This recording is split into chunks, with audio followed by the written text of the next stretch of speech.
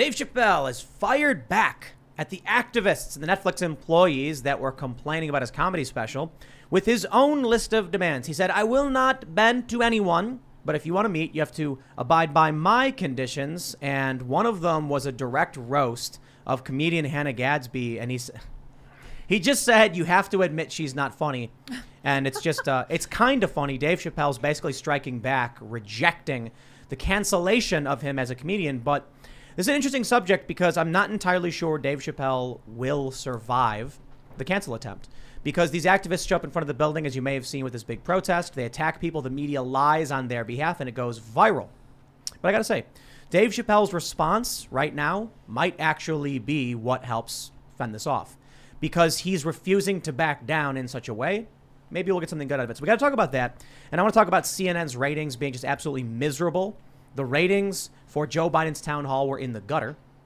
And then we have Arrest Fauci trending. Because Fauci was funding some very disturbing animal experiments, and now people want him to be arrested. So we'll talk about that. We'll talk about a lot. There's a lot going on. Cops quitting, cops protesting in New York, marching down the street, chanting, let's go, Brandon.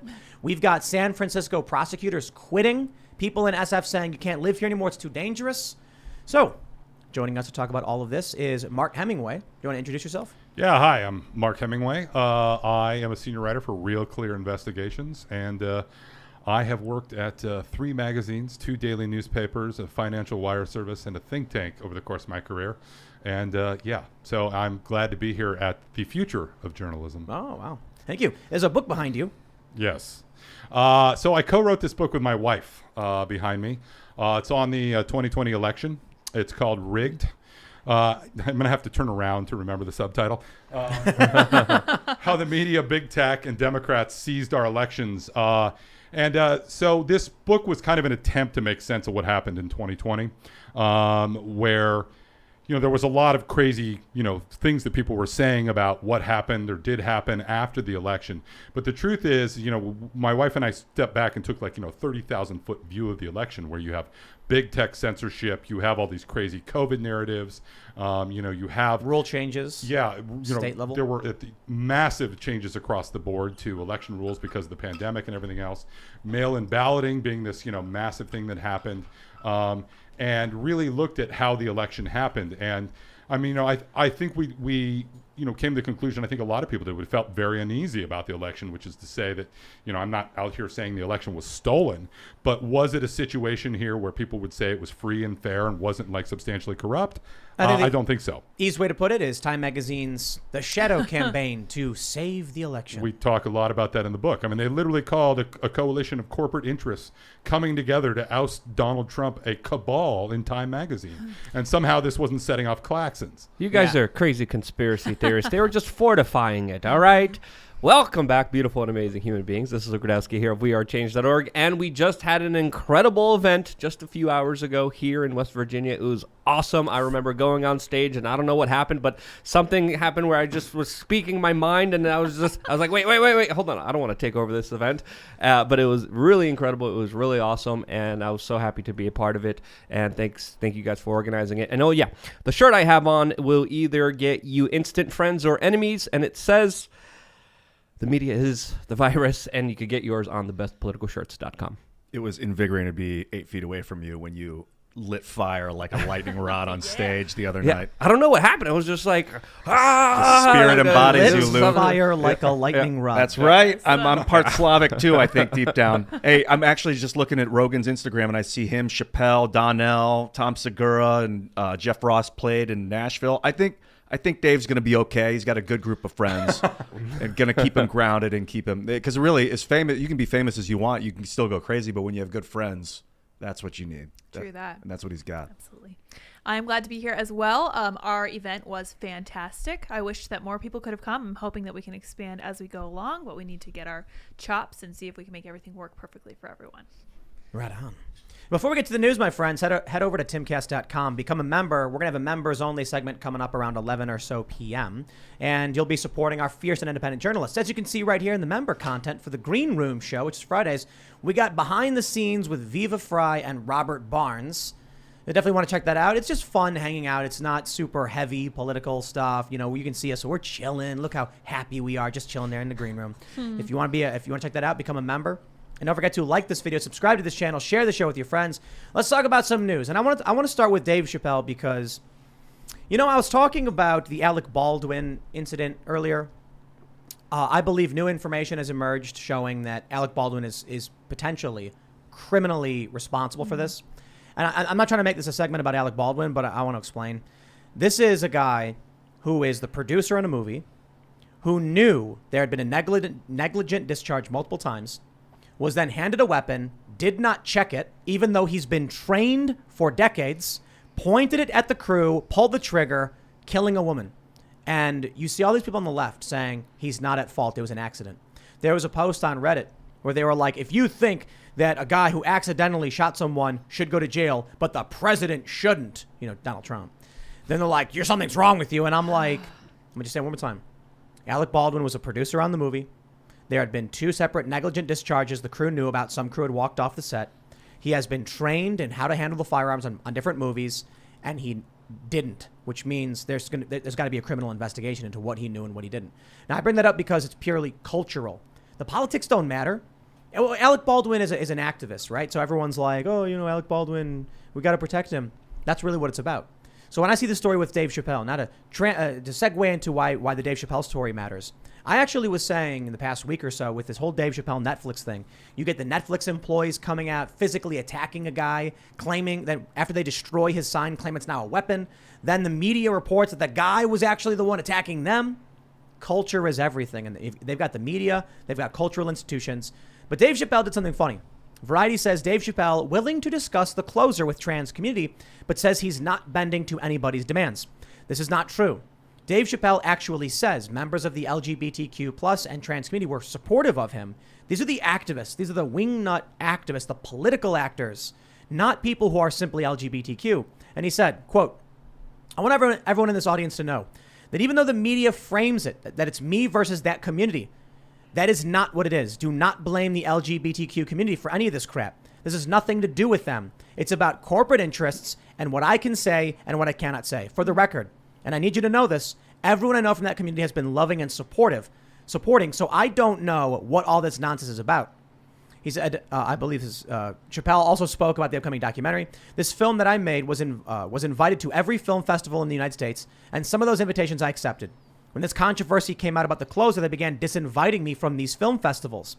And now today, not a film company, not a movie studio, not a film festival, nobody will touch this film. Thank God for Ted Sarandos and Netflix. He's the only one that didn't cancel me yet. Wow. This is important context people did not realize. That Dave Chappelle has been canceled across the board, but he's standing defiant. They go on to say, though Chappelle said he was willing to meet with some members of the trans community or the activist community. See how they try to do that with Variety? They try to make these extremists the entirety of the trans community. I'm pretty sure Blair White's a member of that community. We had a fan at the event Saturday who was trans. This is not fair. He says he jokingly listed off a slew of conditions that would have to be met. Quote, to the transgender community, I am more than willing to give you an audience, but you will not summon me. I'm not bending to anybody's demands. And if you want to meet with me, I'd be more than willing to, but I have some conditions. First of all, you cannot come if you have not watched my special from beginning to end. Nice. You must come to a place of my choosing at a time of my choosing. And thirdly, you must admit that Hannah Gadsby is not funny. There it was. Brilliant. Smart. I loved it. And that was the perfect response we needed right now. There's a huge conflict happening. And we also have to understand that this is not just Dave Chappelle shooting shots for no reason. This Hannah Gadsby attacked Dave and the CEO of Netflix before. The CEO of Netflix came out in response to a lot of this controversy by saying, quote, so we have Sex Education, Orange is the New Black, Control Z, Hannah Gadsby, and Dave Chappelle all on Netflix. Key to this is increasing diversity on the content team itself. Now, that's a simple response saying, hey, everyone here gets a voice on this platform, on this very important platform. And Hannah responded on Instagram by saying, quote, Ted, just a quick note to let you know that I would prefer if you didn't drag my name into your mess. Now I have to deal with even more of the hate and anger that Dave Chappelle's fans like to unleash on me every time Dave gets $20 million to process his emotions, stunned partial world views. And then later she adds, you didn't pay me nearly enough to deal with this, with the real world consequences of the hate speech whistling you refuse to acknowledge. F you, Ted, and your amoral algorithm cult. So those are very big words by her. Yeah. Well, I think a lot of people are angry at Gatsby for continuing to market what she does as comedy. I mean, that would induce some kind of hateful response in me if I was told this was going to be funny and I watched what she did. But you made a really excellent point there, though, about how they keep trying to say that this activist fringe represents this wide swath of people. I saw Andrew Sullivan speak just a couple of weeks ago, and he made this point where he said, it's been crazy. I'm a gay man. My historical civil rights struggle and whatever else there is about my identity is not the same as a lesbian. It's not the same as a bisexual. It's not the same as a transsexual. And with Q, they're just including every white woman with blue hair. Right. It's absolutely insane that somehow you can claim to speak for so many people and everyone just accept that as a fact. I'll say this. I'll take credit for being at least somewhat right in this regard, because I was saying when this was starting, I think Dave Chappelle's going to lose this one. I tweeted, LOL, they're trying to cancel Dave Chappelle, and I said, actually, I think it might work. To hear Dave come out and say that he's being disinvited from film festivals and no one will touch this film anymore, they got him. I think you're right. You're talking about The Closer? Yeah, I'm pretty sure. He's talking about The Closer. Closer, The Closer. We Well, should put it on I'm assuming it's The Closer. Timcast.com, man. No, Netflix owns it. It's licensed. Right, yeah. But he's saying, he says, the film I made was invited to every film festival in the U.S., when the controversy came out, he got disinvited from all of these film festivals. It was only Netflix that were willing to take him. I think this only happened because he opened up that possibility by ending the comedy special seriously. And I think if he would have laughed it off, I think it would have been like sticks and stones. That's just my own personal opinion on this matter. But again, as you see, Hannah Gatsby responds very seriously. The best way to disarm someone who's too serious and taking themselves way too seriously is to laugh at them. So this was the perfect response to Hannah. And a lot of people are laughing about this. A lot of people are talking about this. This is something that could go either way, but the shots were fired back by Dave. It was good to see those shots fired. So I also want to say, I think people make a mistake in thinking that this is somehow about the audience. I mean, this is really about what's going on internally at all of these entertainment companies. A couple months back, I did a story on digital advertising and how there are all these boycotts against, right-leaning media and stuff like that. And the guy, I talked to an advertising exec, and he made this point, explicitly. He said, it used to be when this stuff first started happening, you could go to the company and you'd say, look, this is just a social media fracas. It's going to blow over in 48 hours. And you've got nothing to worry about. Now it's totally different. The culture has penetrated these companies. So what you got to worry about is Sarandos at Netflix or whatever, dealing with his, top 10 of his top executives coming to him saying, I'm not going to work at this company if you continue to act this way because they're all woke. That's fire them. Yeah. They got to fire these people. Well, they also have to deal with the ESG and a lot of the big banks and a lot of the big institutions that are pushing pressure on them. So it's not just Netflix and the employees there. I mean, and even with that protest, I mean, did you see how the media hyped it up? 1,000 people are going to come out. That was not 1,000. Maybe a few dozen. Let's be honest here. I think that was actually fair. So I saw the criticism that there was one source that said, we estimate 1,000 people will come. The media ran it, and then everyone picked the story up. But as you know, Luke, whenever you see a social media post saying come to this event and there are invites given out on Facebook, when it says 1,000, we always would be like, that means 100. Yeah, for sure. Because you get 10 times as many people saying they will go and a 10th show up. But this is also important to bring up because they had the mainstream media hyping this up. So people were hearing about this. People knew about this far and wide. They were doing the PR. Yeah, exactly. I mean, when you compare that, we also have to understand that on the bigger backdrop of it, that they got a lot of promotion for this. And if you have that much promotion, you would expect a bigger protest from my own personal perspective. But again, that just proves what I was saying. This is not about what audiences want out of comedy. This is about the imperatives of corporations. That's what this is about. I think that, Dave Chappelle it's like a grandfathering in kind of thing where when Dave Chappelle's career ends, when he gets old and moves on, we will never see a Dave Chappelle for this new time period. So I'll put it this way. Assuming that, you know what? Let me slow down. Michael Malice likes to say, these people are so dumb. How could you possibly think we're going to lose? And I'm like, dude, zombies are dumb too. A lot. But a lot of them overwhelm the system, and then people are running, at least in movies. If Dave Chappelle is saying that festivals are canceling him, and he's the king, Joe Rogan said he's possibly the funniest guy, the funniest comedian on the planet, then what does that mean for where we're headed? So what happens now is, I was actually thinking that Dave Chappelle might survive this. He might survive the cancellation to a certain degree. And then what would happen is they would just be like, let him age out. Once he's no longer in media or relevant, we just don't let the next generation do it. So there was that guy, Shane, what's his name? The guy from SNL who was like, he got fired. Oh, yeah, I don't remember his last name. Gillis. Shane McGillis? Or I think it's Shane Shane Gillis. Let me double check that. So this is a really good example. Shane Gillis did an Asian accent stereotype. You remember this story? Yeah, I do. And then he got fired. Chappelle on Netflix did the same, did a even more egregious where he like made the face and everything, and it was celebrated. They cheered for it. They even gave him another special at $20+ million. So for a while I thought, okay, they're gonna not let any of the new guys, any new people with this kind of humor, edgy humor, get jobs, and they'll tolerate the old comedians until they're finally gone. Now it's like they're even nuking Chappelle now. So I don't want to be. I think people need to realize, if the story ended there, fine. I guess you'd call that pessimistic, but I'm not saying the story ends there. I'm saying we're doing stuff.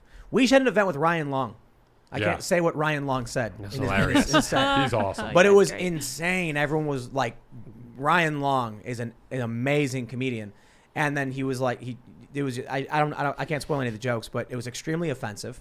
You had people going like, oh man, but it was hilarious. And you're not going to find that on Netflix. No, you're not going to find that. But I do think things are happening. Like Václav Havel in Czechoslovakia, he wrote this famous essay where he talked about the creation of a parallel polis, meaning that, when you live in a culture that is so, dominated by lies, that it's necessary for the people that don't want to live by those lies to like create their own institutions and their own culture and live by that. Now, the crazy thing about this, what's happening is they're foisting all this stuff on us from the top down, right? But at the same time, we're not communist Czechoslovakia. Maybe, it's not dark yet. It's getting there, but we still live in a culture where we can build our own institutions. We can do new things like, this show, for instance. We can build up a parallel polis. And maybe if we do enough of that, then we can supplant this sort of, dominant ideology. Yeah, definitely. Especially with the way psychedelics break people out of that crap. I think and they're like in D.C. now, they've decriminalized psilocybin, I think pretty much. Washington State, like that will shatter this nonsense. Maybe. There's a lot of people who live in this matrix, But I want to say something. I want to say I was enlightened today when my name was trending on Twitter. Oh. And it was also trending alongside Noam Chomsky for one reason: Dune, the new movie. You saw it. I saw half of it because we walked out of the theater. I will say this, and I'm trying to be offensive, so get ready to be offended, Dune fans. The only people who like Dune are the originalists who are fans of the book. They understand what they're watching, and they're amazed and inspired by the cinematography, the art. It was beautiful. The music was amazing and incredible. And robots that were made to be on the internet to prop up the movie and try and help sell it. But I genuinely think they're trying to, we talked about this after we walked out. I think they're trying to tank the movie because they released it for free on HBO Max, and the theater was empty. But I was going to say, I'm trending on Twitter, and I'm like, this is why there's going to be a civil war. Not seriously about Dune, but we walked into the theater. I said the movie was too slow. There was no story in the hour we watched. It was confusing and nothing was happening. To the hardcore Dune fans, they totally understood it. We walked out. But to see the amount of hate that was generated by this, and a ton of the tweets were basically like, they were political. The leftist Dune fans were attacking me over politics for me saying I didn't enjoy a movie.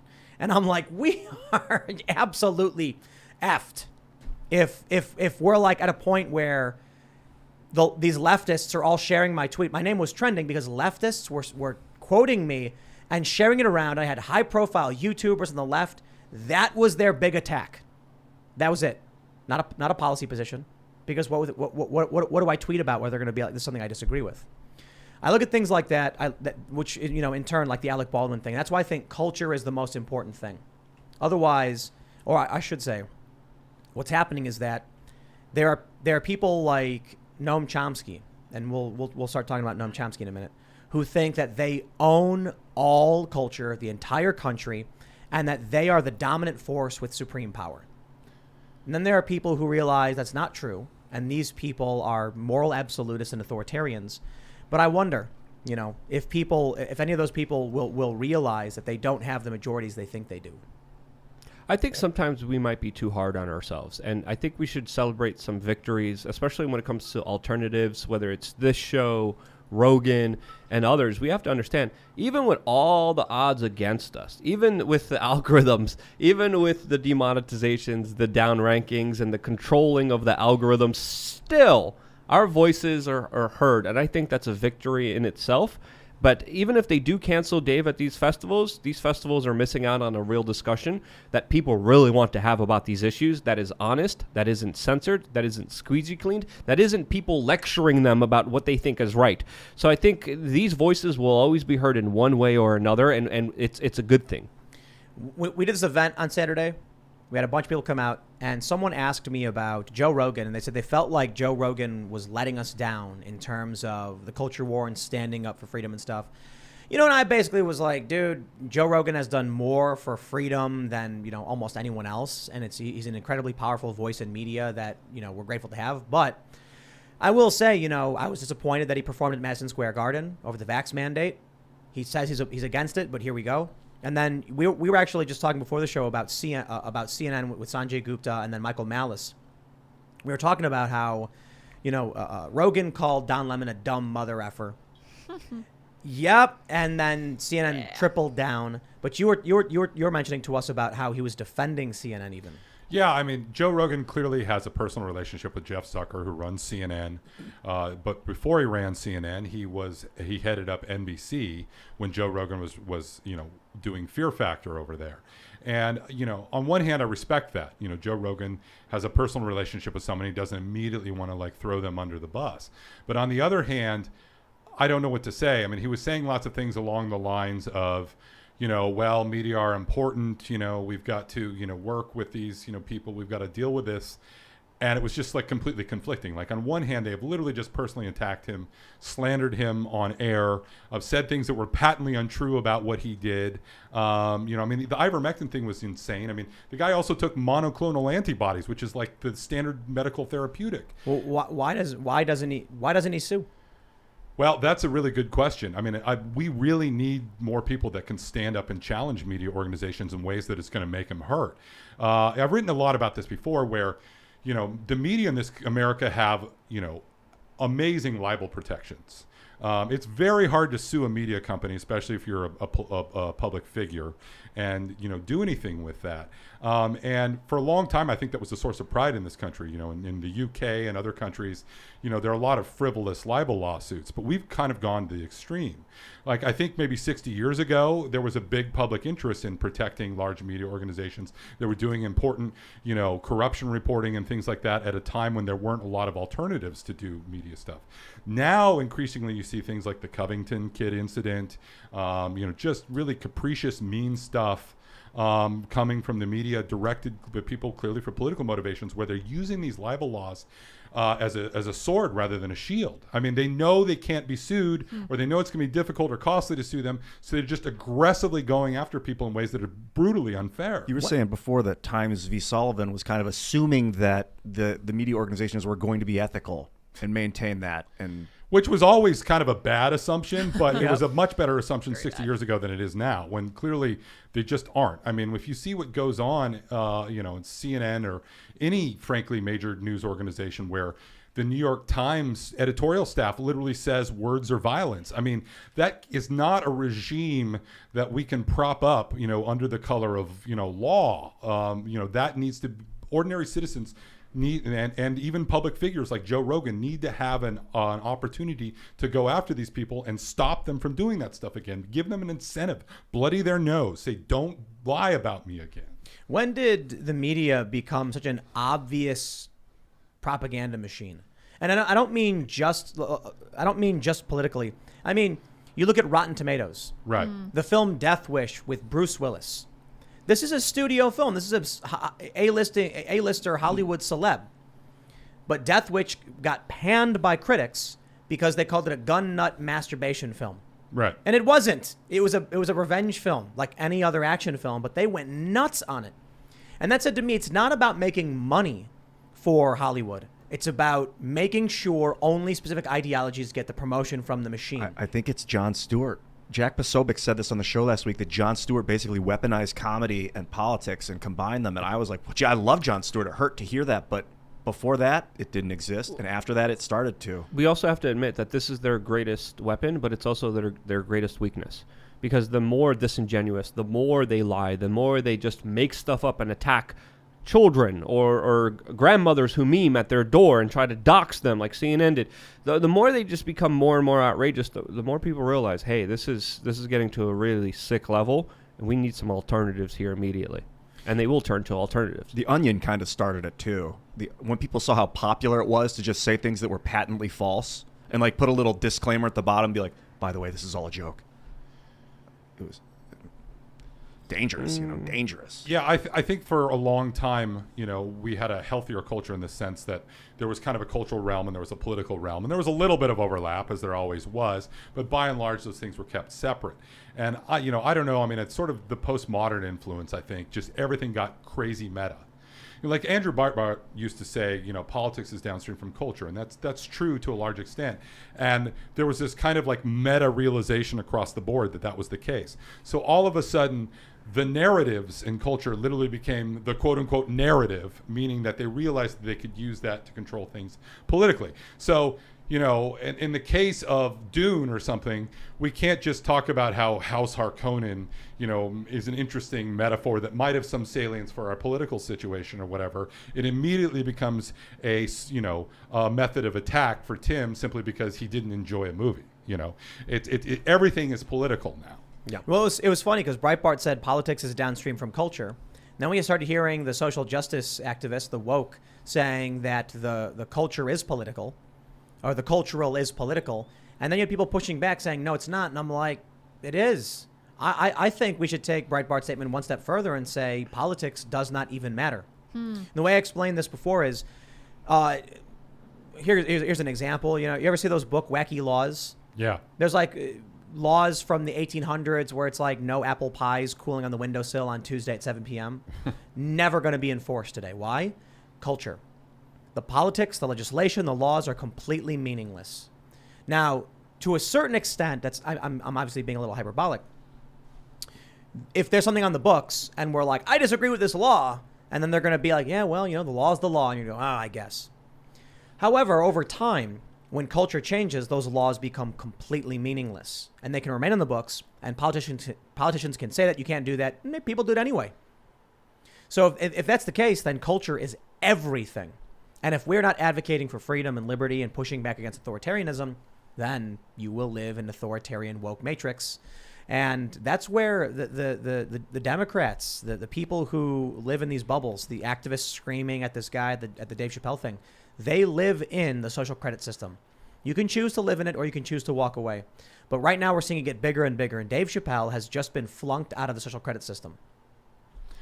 Yeah, I think there's a lot of truth to what you just said. I mean, the whole point of the way the American political system was set up previously, it was to be a quote-unquote limited government, precisely because they expected everyone to live basically the full spectrum of their lives in the cultural sphere. And now you can't get away.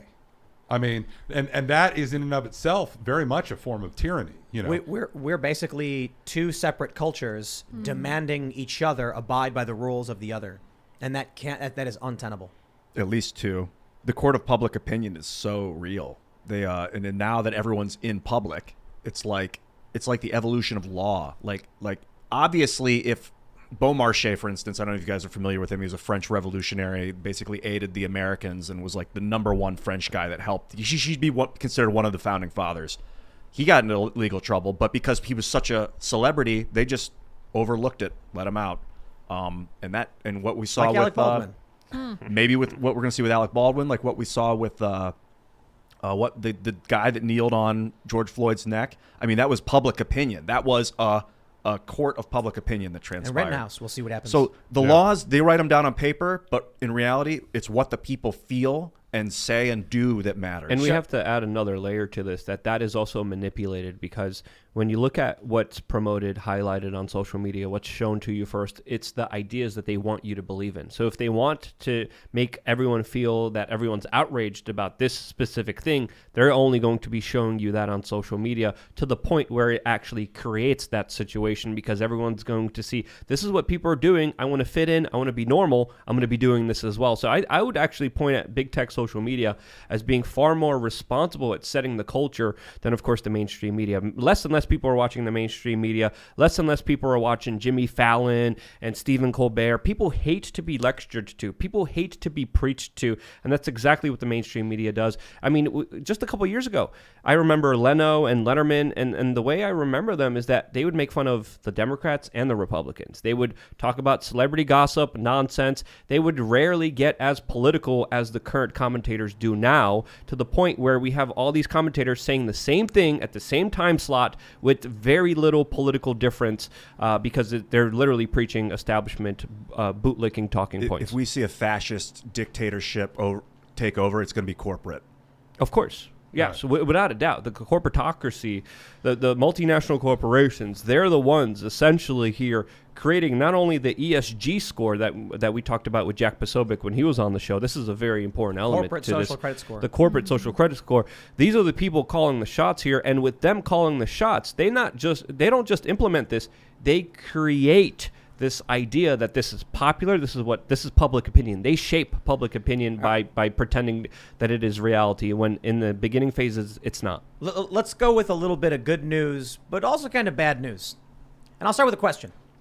Joe Biden recently appeared on CNN.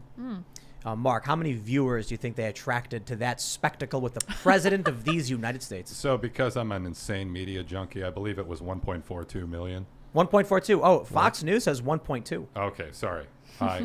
You were giving too much to Joe Biden. I was quoting CNN math. Well, so we have the story from Fox News. CNN's Brian Stelter avoids network's poorly watched Biden town hall and reliable sources media show. CNN's primetime event averaged only 1.2 million viewers, finishing in third place behind Fox News and MSNBC. Think about what this means. That doesn't mean what you think it means. My initial reaction was, wow, people would rather watch the daily Fox or MSNBC as opposed to the president give a town hall? Man, Biden must suck. Well, the better way to put it is people don't care about Biden. They would rather watch their cannon fodder for the culture war. That's what's actually important. Biden is irrelevant in the culture war. He was not Trump. Therefore, he got votes. But right now, we're seeing that, for one, okay, here's the good news. CNN is in crisis. You know, they can't even get they can't even get a couple million viewers off of the president himself. That's also indicative of what's happening to this country with Fox and MSNBC doing better. People want the fight. Yeah, no, I think that's absolutely true. But at the same time, I mean, CNN has become MSNBC. I mean, there's no difference there. I mean, for a long time in cable news, they differentiated themselves. Fox was a conservative network, MSNBC was a liberal network, and CNN they were the liberal media, but they were at least trying to, present themselves as the acceptable alternative that could be shown in airports. Now, I mean, they're deranged. I mean, their primetime network, their primetime programming, it's not really in tone and substance different from MSNBC in terms of their political till. Don Lemon may be one of the stupidest people I have ever seen. Cuomo is also on that network. That's so true. We have to. Hey, you're insulting stupid people now. Do you remember when Don Lemon asked if the missing Malaysian airline may have been sucked into a black hole? Yep. I remember that. That's a true story. Good stuff. That's CNN desperate for ratings. He's like, but is it possible? I know it's preposterous, but is it preposterous? Yes. And people were like, oh, come on, Tim. He was just having a little bit of fun. And I'm like, dude, if you want to speculate on what could have happened to a plane, a black hole swallowing it is the stupidest possible thing to even joke about, because a black hole wouldn't be able to get anywhere near the planet without destroying substantially more than just one airplane. But that's CNN for you. These are the trusted name in news, Tim. I mean, they're the ones that YouTube trusts more than anyone else. They're the ones that they get put on the top of the list. They get shown to everyone. So years ago, David Foster Wallace wrote this really interesting essay about conservative talk radio for The Atlantic. back in the day. Supposedly, Wallace was an interesting guy. Supposedly, he was a big Rush Limbaugh fan. I don't know if he agreed with Limbaugh's politics, but like he just liked listening to radio. And he made this observation in the piece where he was talking to all these talk radio people about how they would harp on the same subjects over and over again, about how they compared talk radio and the ideas that and the way they talked about things to regular radio, where it's like, look, just because the morning DJ played the hit song doesn't mean that you as the evening DJ don't get to play the hit song. Everybody wants to hear the hit song. And I think cable news has carried that approach forever. Like the Malaysia Airlines thing is a classic example. Like they just, clung to this story because it was getting CNN meager ratings at the time, and then they were in a slow news cycle for a couple of weeks, and so they just pumped that story. So you get Don Lemon, who is already, has the brains God gave Trout, saying things about black holes eventually, right? He ran out of stuff to talk about. But they're still clinging to this model where they just say the same things over and over and over again.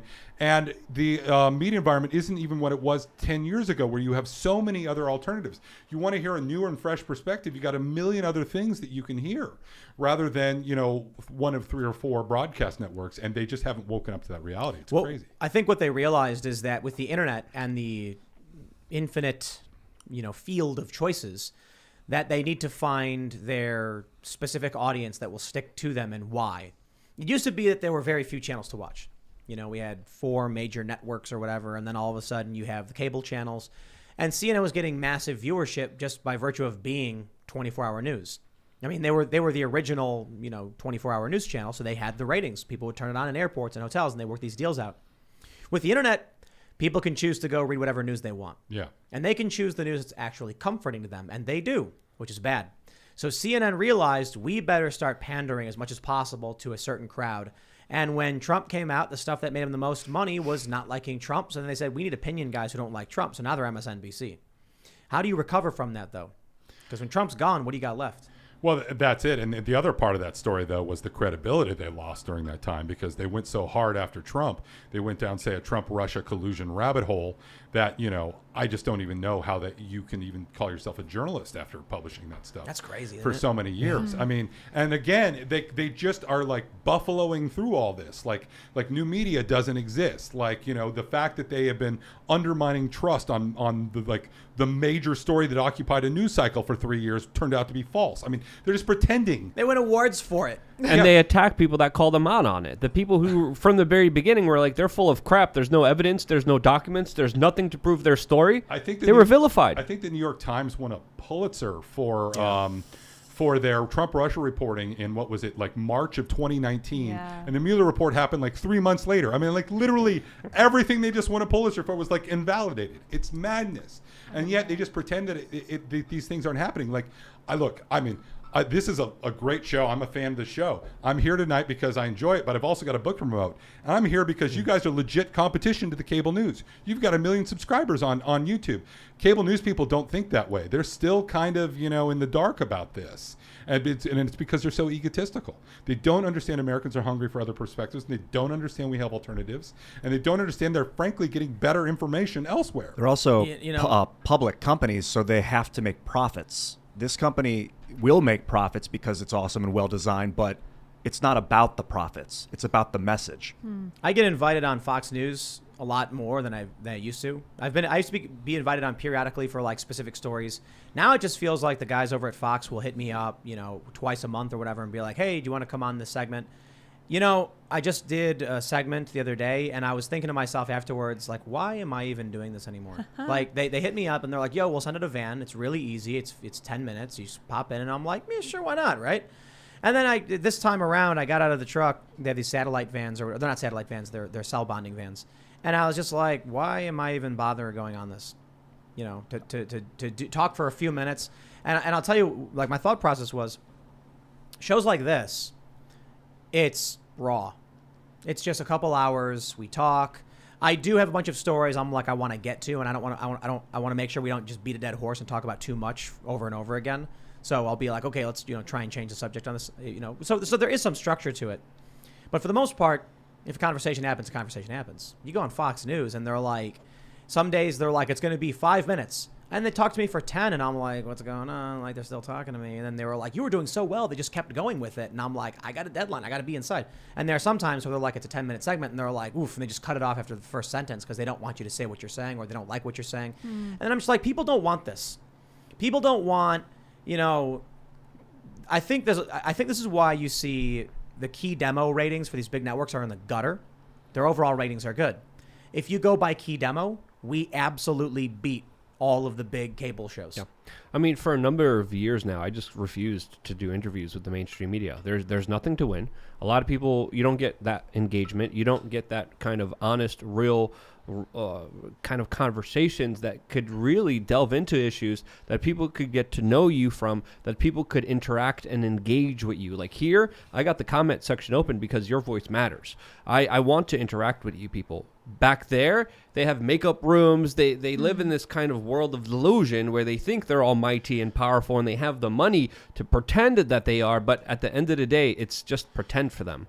Well, I'll push back a little and simply say that, for the time being, a lot of these organizations still do bring a level of sort of resources, if nothing else, and or, some degree of professionalism in terms of editing and other things that most, online media outlets that are competing with new media outlets haven't quite caught up to. Some of them have, more of them will. We'll get to that point. So they still do some good work, and they're still very influential within a lot of narrow circles that matter. And Republican congressmen are watching Fox News, and that matters. Trump is watching Fox News, but I would push back, and I would say that when we're talking about ethics, the mainstream media has a very lower quality than people online. Look at WMDs. Look at the lies that they told and the effects that they've been having on people that cause people to die. And Republicans care more about the opinion of the New York Times than they do of the opinion of their constituents. Yes. Yeah, but this is the thing. One thing about Trump I will say is I think Trump woke up Republicans specifically and Americans more generally to the problems of getting mixed up with the media. Trump was the first, sort of large public figure that basically said, you know what, I don't have to leak this story to the New York Times. I can leak this story to Breitbart or whatever, and it'll have just as much an effect. And that was like a really threatening realization to them.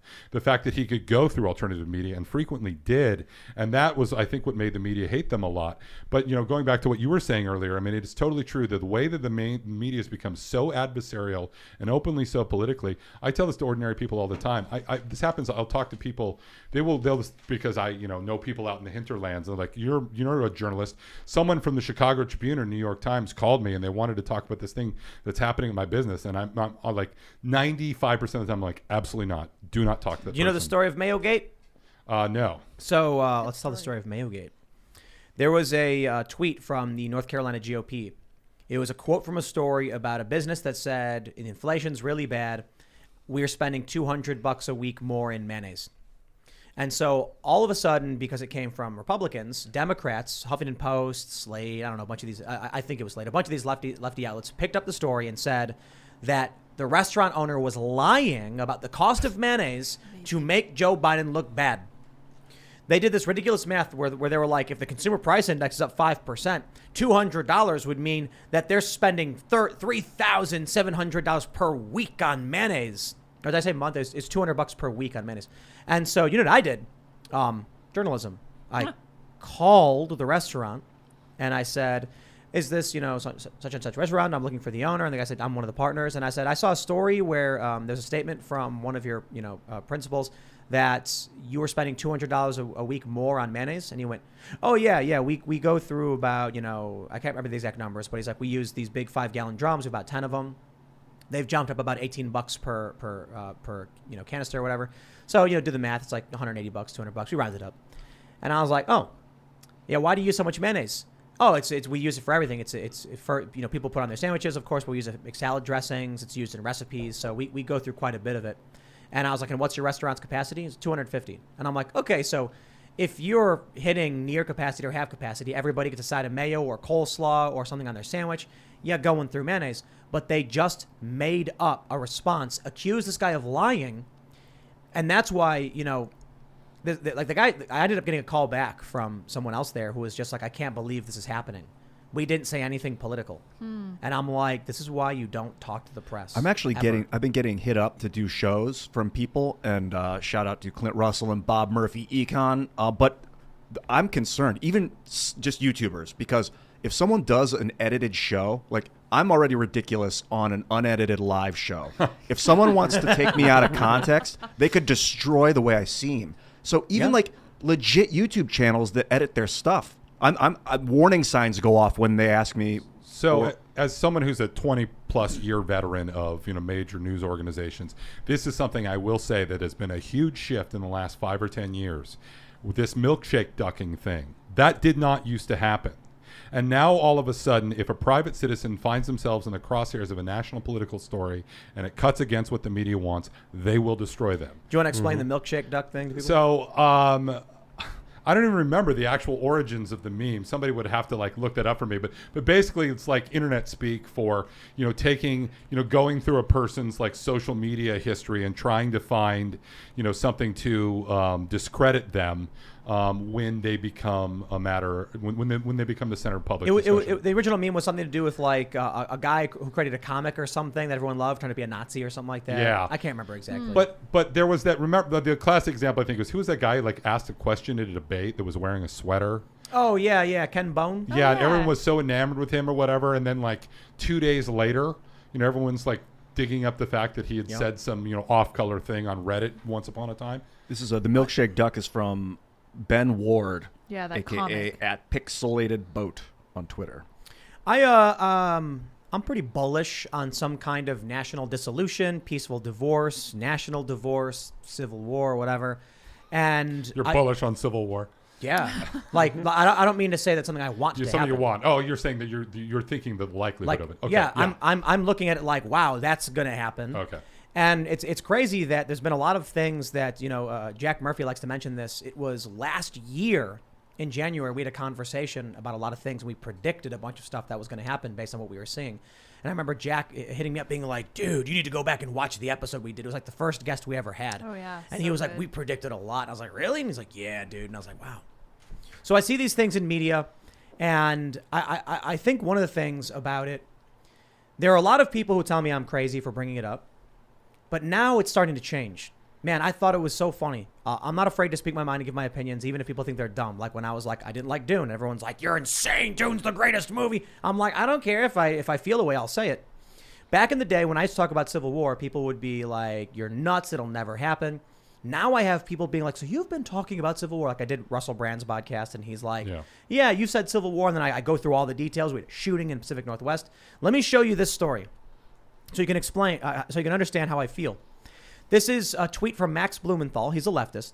And it's from a show, Primo Radical. He says, Noam Chomsky doubles down on his previous call for the state to segregate the unvaccinated from society. Quote, how can we get food to them? Well, that's actually their problem. Let me play this video. When you talk about folks having the freedom to separate if they don't want to abide by these vaccine mandates, what would that look like on a practical level? Does that mean that folks need to just stay home and have groceries delivered to them? Does it mean separated communities of folks who are unvaccinated, or just how do you think this would practically play out? Same way as with people who say that I don't want to accept traffic rules. I suppose there were people who said it's an attack on my liberty to make me stop at a red light. It's government overreach. We don't want the state to have that power over my private life. Well, such people they should have the decency to remove themselves from the community. If they refuse to do that, then measures have to be taken to safeguard the community from them. Then comes the practical question that you ask, how can we get food to them? Well, that's actually their problem. Of course, if they really become destitute, then yes, you'd have to move in with some measure to secure their survival, just as you do with people in jail, for example. So there you go. This is Noam Chomsky. He is a prominent figure on the left. That's why they interview him. And this had to be probably the most infuriating thing I've ever heard, but at least Noam Chomsky has become senile enough to admit what they want to do. It's not about vaccines. It's about mandate. You saw him talk about traffic laws. Yeah. Yeah, if someone blew a stop sign, are we going to put them in a camp and then deliver food to them? No. Really? But think about what he's saying. The same thing that happens if someone refuses to abide by traffic laws. Yeah, they get a slap on the wrist. They get a Ticket. $20 ticket. Yeah, what and the they're heck? told to go home. So when I brought up vaccine mandates, I tweeted this. I said, the left tries claiming that vaccine mandates have been around forever. Weird. I don't recall being carded for my medical information entering a bar before, but if you say so. And then in come the leftists being like, all of these mandates for like smallpox. Smallpox mandate. Supreme Court ruling, 1905. It was the Jacobson ruling, I believe it was called.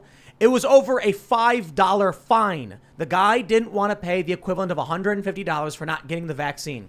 They didn't say you weren't allowed to go to restaurants. They didn't say to stay home. They didn't say we were going to segregate you from society. They didn't say we were going to cut you off from food. They said, pay about $150 and you're done. And he said, no, took him to court. The court said, you know what? They can fine you over this. And that was it. And from that ruling, we got, I think it was it the Beck ruling? In 1927, where they ended up sterilizing 70,000 women because they used the justification of government-mandated medical procedures to sterilize people the state deemed imbeciles. So when you see Noam Chomsky say, segregate these people from society, and if they want food, that's their problem, I hope you're paying attention to what prominent leftist figures are saying they want to do to your kids. Then don't come to me and say, but Tim, I can't stand up for my rights. My kids need food. Congratulations. When you don't, Noam Chomsky's going to come and take it away. And it's not just Chomsky. It's not just commentators. It's world leaders, like the Prime Minister of New Zealand that was asked directly, are you creating a two-class society of people who are vaxxed and unvaxxed with special privileges for the ones that are vaxxed? She responded resoundingly, yep. And that's what they're literally doing and implementing as far as policies here. And we have to be made aware of that. So plagues have been a major thing in human history. And there actually is this like extensive legal tradition of the state having extraordinary powers in the time of plague to do all kinds of things for quarantines and all this other stuff.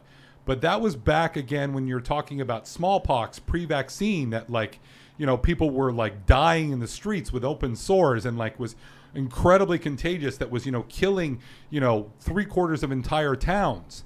Like the survivability rate of COVID is, you know, extremely high, and they're treating this like it's, you know, again, smallpox pre-vaccine.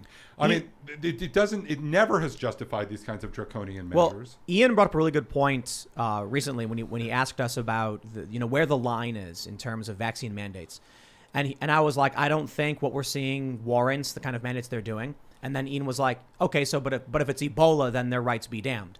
And I was like, it's a good point. You're like airborne Ebola, it's aerosolized, and people's insides are liquefying and they're dying.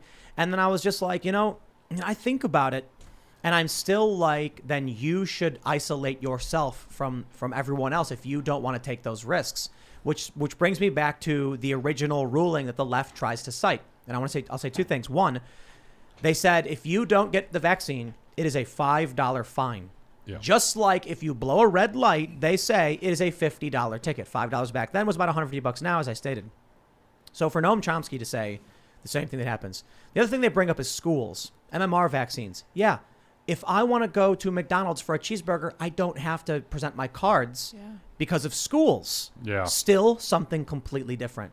But my greater point was, if they're openly saying, if we have the power, we will do this to you, then the only outcome I see this. I see two groups of people pointing the finger saying, live by my rules or else. Technically, it's not true. The right tends to be saying, leave me the F alone. And the left says, shut your goddamn mouth. We are going to lock you up if we have to. There's also a lot of pushback against Chomsky, against his point of view here. One person writes, glad I was able to learn a lot from reading and watching Chomsky, and glad I was smart enough to learn when it was time to stop listening to Chomsky. Yeah. So Yep. another person So- just chatted here also. Noam Chomsky is the Grinch who stole liberty, Yes. and I would have to agree with that person. This is my entire life. It's insane. People have been following Noam Chomsky around, transcribing his every utterance. Like literally, that's what they do with him. And the only other figure in human history I can think of where they did this was Jesus Christ. Right. And he is not Jesus Christ. I mean, like, he's said so many like dumb and ill-considered things over the years.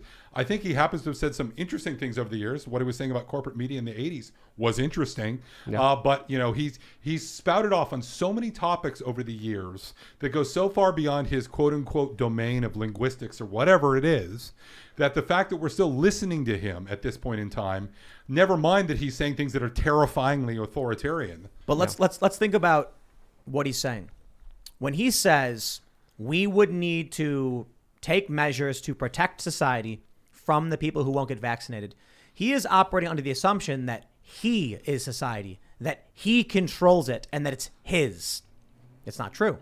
So here's what I posted. When he said, the food, actually, that's their problem. No, actually, that's your problem. Farmers support Trump, 85-12. Oh, boy. Truckers support Trump, 10-1. So if you think you're going to isolate these people from society and then you will be trying to be the nice person to figure out how to feed them, you're sorely mistaken. Yeah. You'll isolate the people who bring the food to your city, and then they'll give you the finger, and you'll say, but wait, I'm hungry. Let's not sugarcoat it. He's calling for camps. He's calling for people to be relocated outside of society, outside of their homes, put into special facilities where they are concentrated. And then we would ensure their survivability, much like jail. Australia is already building camps for 2020 and 2022 and 2023. They're still building even more on top of that. So this is not even in the realm of conspiracies. This is not only just being talked about by Chomsky. This is being activated in parts of the world right now where they have camps for people who don't comply. The CDC director just came out today and said that she has a plan for unvaxxed government employees and police, and it's to re-educate and to provide counseling for them. She said specifically, quote, there's a plan should these people not want to be vaxxed. What's the plan? What's the exact details? She didn't really get into all of that. If you're using the word re-educate unironically, I mean, you're the bad person. You see that New Zealand Prime Minister lady? Yeah, no, I saw that. When she was asked by a reporter, "Are you going to be creating two classes of people?" Yes, that's exactly what we're doing. Yes, I think it's cool. They're not even hiding it. No, They're so emboldened by the mainstream media cheering them up and blowing smoke up their tuchuses. Family-friendly show. I would have said something else. Let's also not forget that they're shifting the definition of what's vax now. Yeah. Mm-hmm. Now all of a sudden it's going to include, you don't have your 7th booster for the, Omicron. Just like they shifted the definition for herd immunity as well. They slowly and surely destroy the language. University of Denver flu vaccine mandate. Mm-hmm. I'm just so astounded that we as a species can make so many movies, books, shorts about apocalyptic futures and nightmare dystopias. And right now we're living in one and people are like, this is fine. Seeing that story about Noam Chomsky and then seeing people, high profile blue check marks, agreeing with him, you realize who the Nazis would have been. Well, there's also something here, which is just that our culture is so empty and devoid of meaning here. Now, look, I'm just speaking as a Christian. I live for things other than what my government does on a day-to-day business, on a day-to-day basis.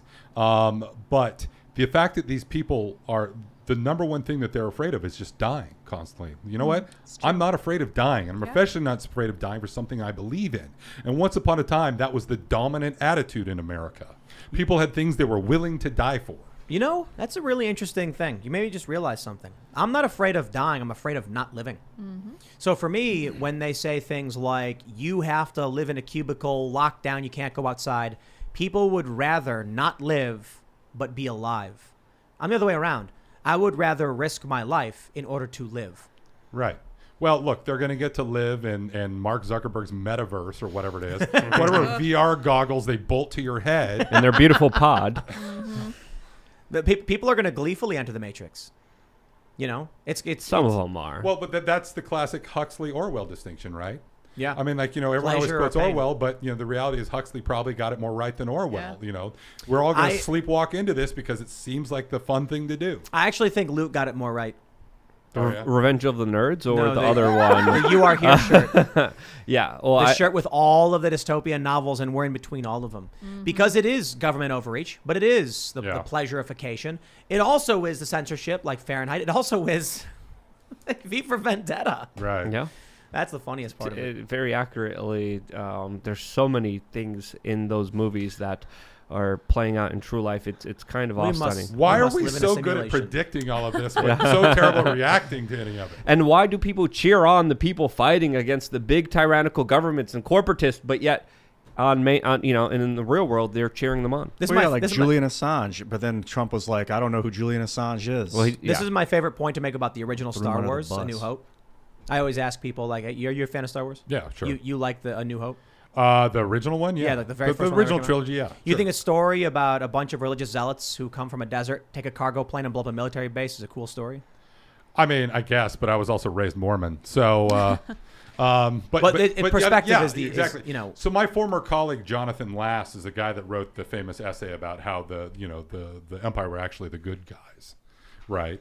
That got a lot of traction back in the day. Yeah, I mean, I totally see where you're coming from with that. I'd love to do a series of short films, villains as the good guys.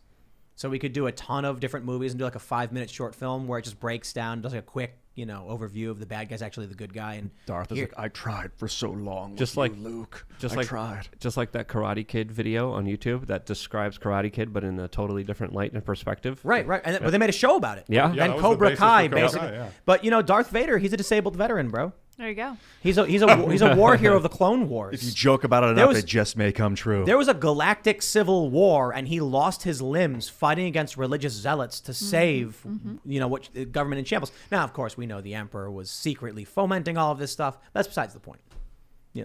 Darth wasn't in on it. Well, Mark was a asked the tool. question why we're so good at like coming up with these stories, but we're so bad at reacting to them. And I think that is because people who create art have a much deeper understanding of human nature than the people who make our policies. Because looking at the way Democrats are trying to handle this pandemic, they are assuming that people are going to go along with them if they force them to do it. Like, have you ever met an American? That is not a good way to get an American to do anything, but they're trying. Look at these protests in Yeah. New York. Have you seen these crossing the bridge chanting "Let's go, Brandon"? Exactly. And the day before that, the Kyrie Irving protest outside Yeah. of Right. the Barclays Center, where they stormed in to try to get into the Barclays Center, and they pretty much had a lot of people out there, all chanting "Let Kyrie play." I'm glad the fight in this country isn't dead. But having said that, I don't know. Maybe this is my age and stature talking, as it were. But I have a feeling that even 25 years ago, so much of what we're seeing would have been a non-starter. Yeah. And not just because of the technological stuff that enables this, but simply because the cultural attitudes were like so much stronger in terms of. And people were stronger, healthier, happier, and had more families. And now we have a lot less of that. But then all of the mainstream stuff would have been put on ABC, and it would have been fact. We would have thought, millions of people No. have been this and that, and like Yeah, all this. no, he's right. Vietnam War. I mean, there was huge pushback But that was against they that. and realized had- the mistake they realized the mistake they made by putting cameras there, so they didn't do it for the first Iraq War. They decided not to course. show the That's- doors getting yeah. kicked in. In the first Iraq War in the 90s? Yeah, they showed like a news reporter sitting on a tank driving through the desert, but they didn't show like kids getting mowed down in their houses and stuff as the soldiers were kicking the doors in and white phosphorus. There was an age of muckraking journalism melting that skin. did make a big impact. But it's hard to kind of weigh these things. It's hard to really assess them by not living through them and only having the reports from what happened of the reports, not the actual events. So it's hard to say exactly what was the lynch point, if it was the media, if not. And I think it's impossible to answer those questions. Can I ask you, Mark, how old you are? I'm 45. 45. All right. So you're not old enough.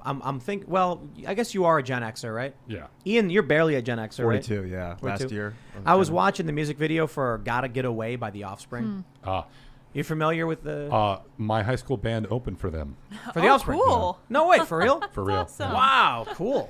What's your band called? A really crappy high school band no one's ever heard of. What year did they let's open shout for? 'em out. This was literally like a month before Smash came out. This would have been like 1993 at the Madrona Hill Winery, which is a So- venue in Portland that no longer exists. You on Which, by the guitar? way, it's a really bad idea to have underage bands playing at a winery. I'm just Yeah, gonna it is. Yeah. So- Throw it out there.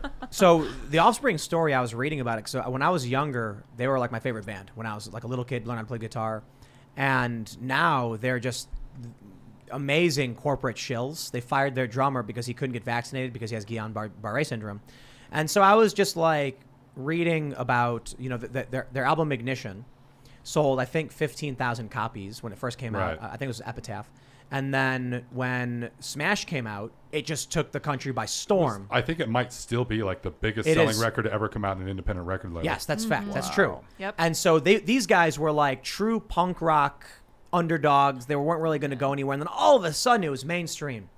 I'm watching this music video for Gotta Get Away, which was, I think it was their third single off of Smash, which is, like as you mentioned, the biggest independent release of all time.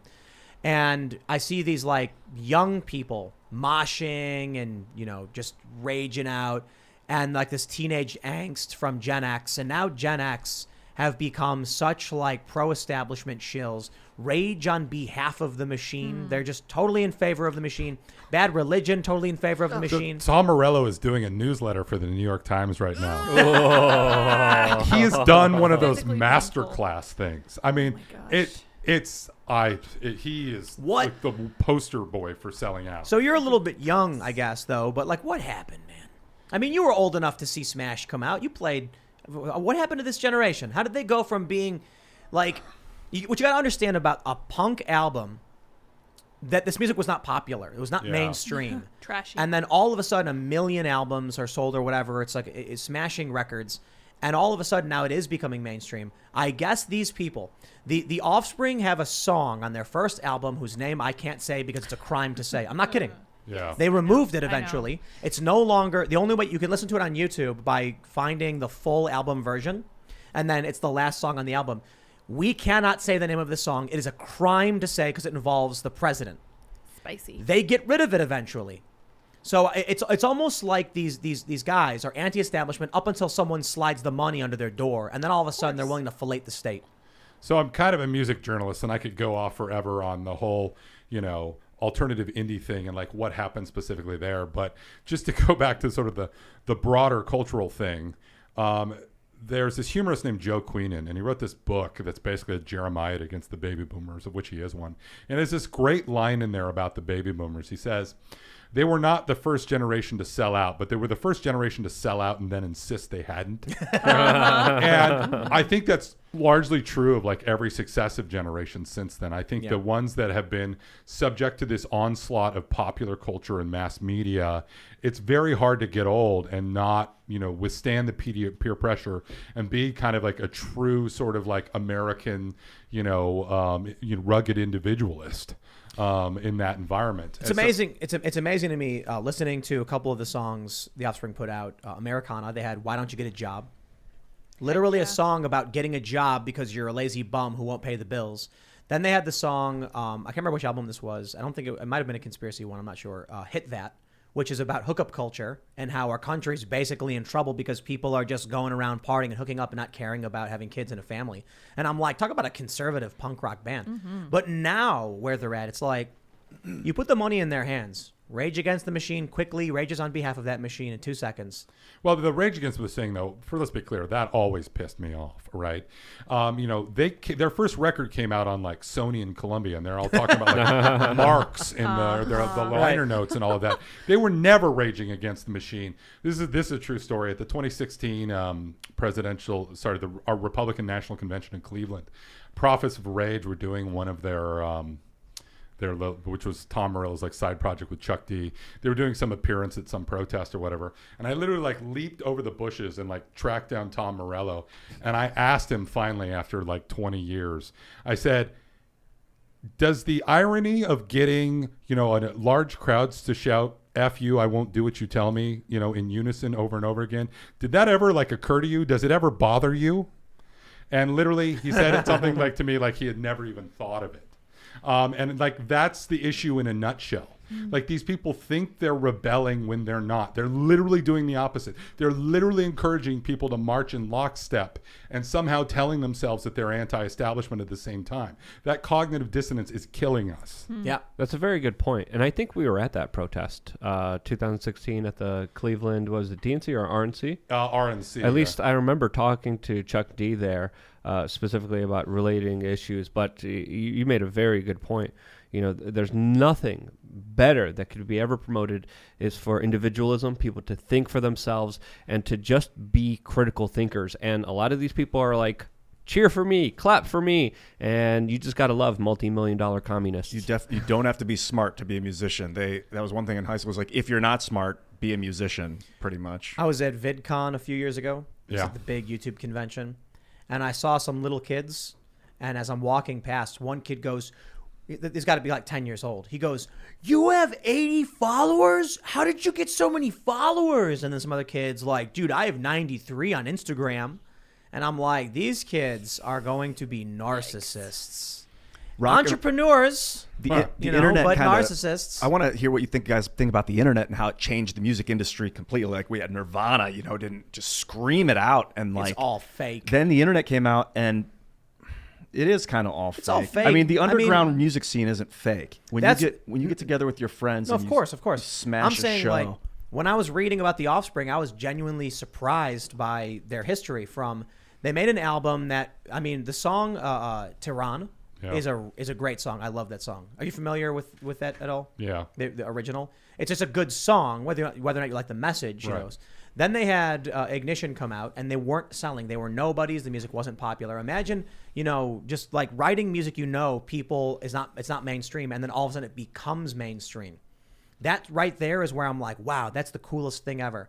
And then to see how they instantly became just corporate machine, I'm just like, wow, that like just Went to their guts the head. whole idea. Yeah. All of a sudden they're like, hey, we made it. We got to preserve this power we've made and not be true to ourselves. Yeah, well, what happened in the early 90s there was a real anomaly culturally. And I think that's what made it so impactful, though, in the sense that there was this very much a DIY corporate suspicion culture in, Gen X.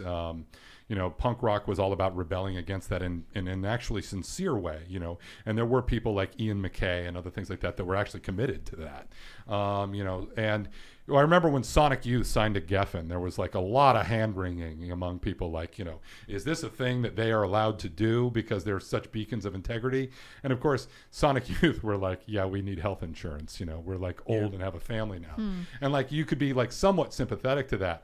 But it was also true that the music industry was a victim of itself in terms of they had, and I think there are sort of parallels to like what's going on today in a lot of ways, where they had like force-fed so much of the same crap to people. Like when I was growing up in the late 80s and you turn on the radio, you had two choices, Led Zeppelin or Whitney Houston. Yeah. And that was like it. And for people were desperate for some other thing. And then when like Nirvana and some of these other things started to like really break through, the music industry didn't know what to do with themselves. They were just throwing money at bands, hoping that something would stick. And as a result, what happened is you got all of these, bands that, never in a million years, like who on earth would sign Dinosaur Jr. to a major label record deal?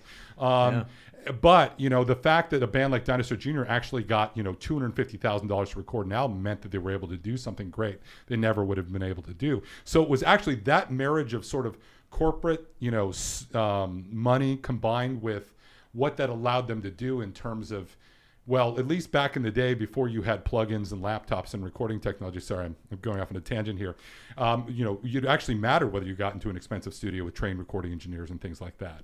So it was actually a confluence of establishment and the underground that actually made things good, weirdly enough. And that was, I think, for a long time kind of a strength, where there were aspects of American culture where sort of the trained, well-resourced establishment would meet up with originality. And that was American innovation. And we used to do, obviously there were always corporate sellouts, but we used to see those kinds of leaps regularly, where all of a sudden the establishment would catch wind with something that was going on that was new and original, exciting, and those things would marry up.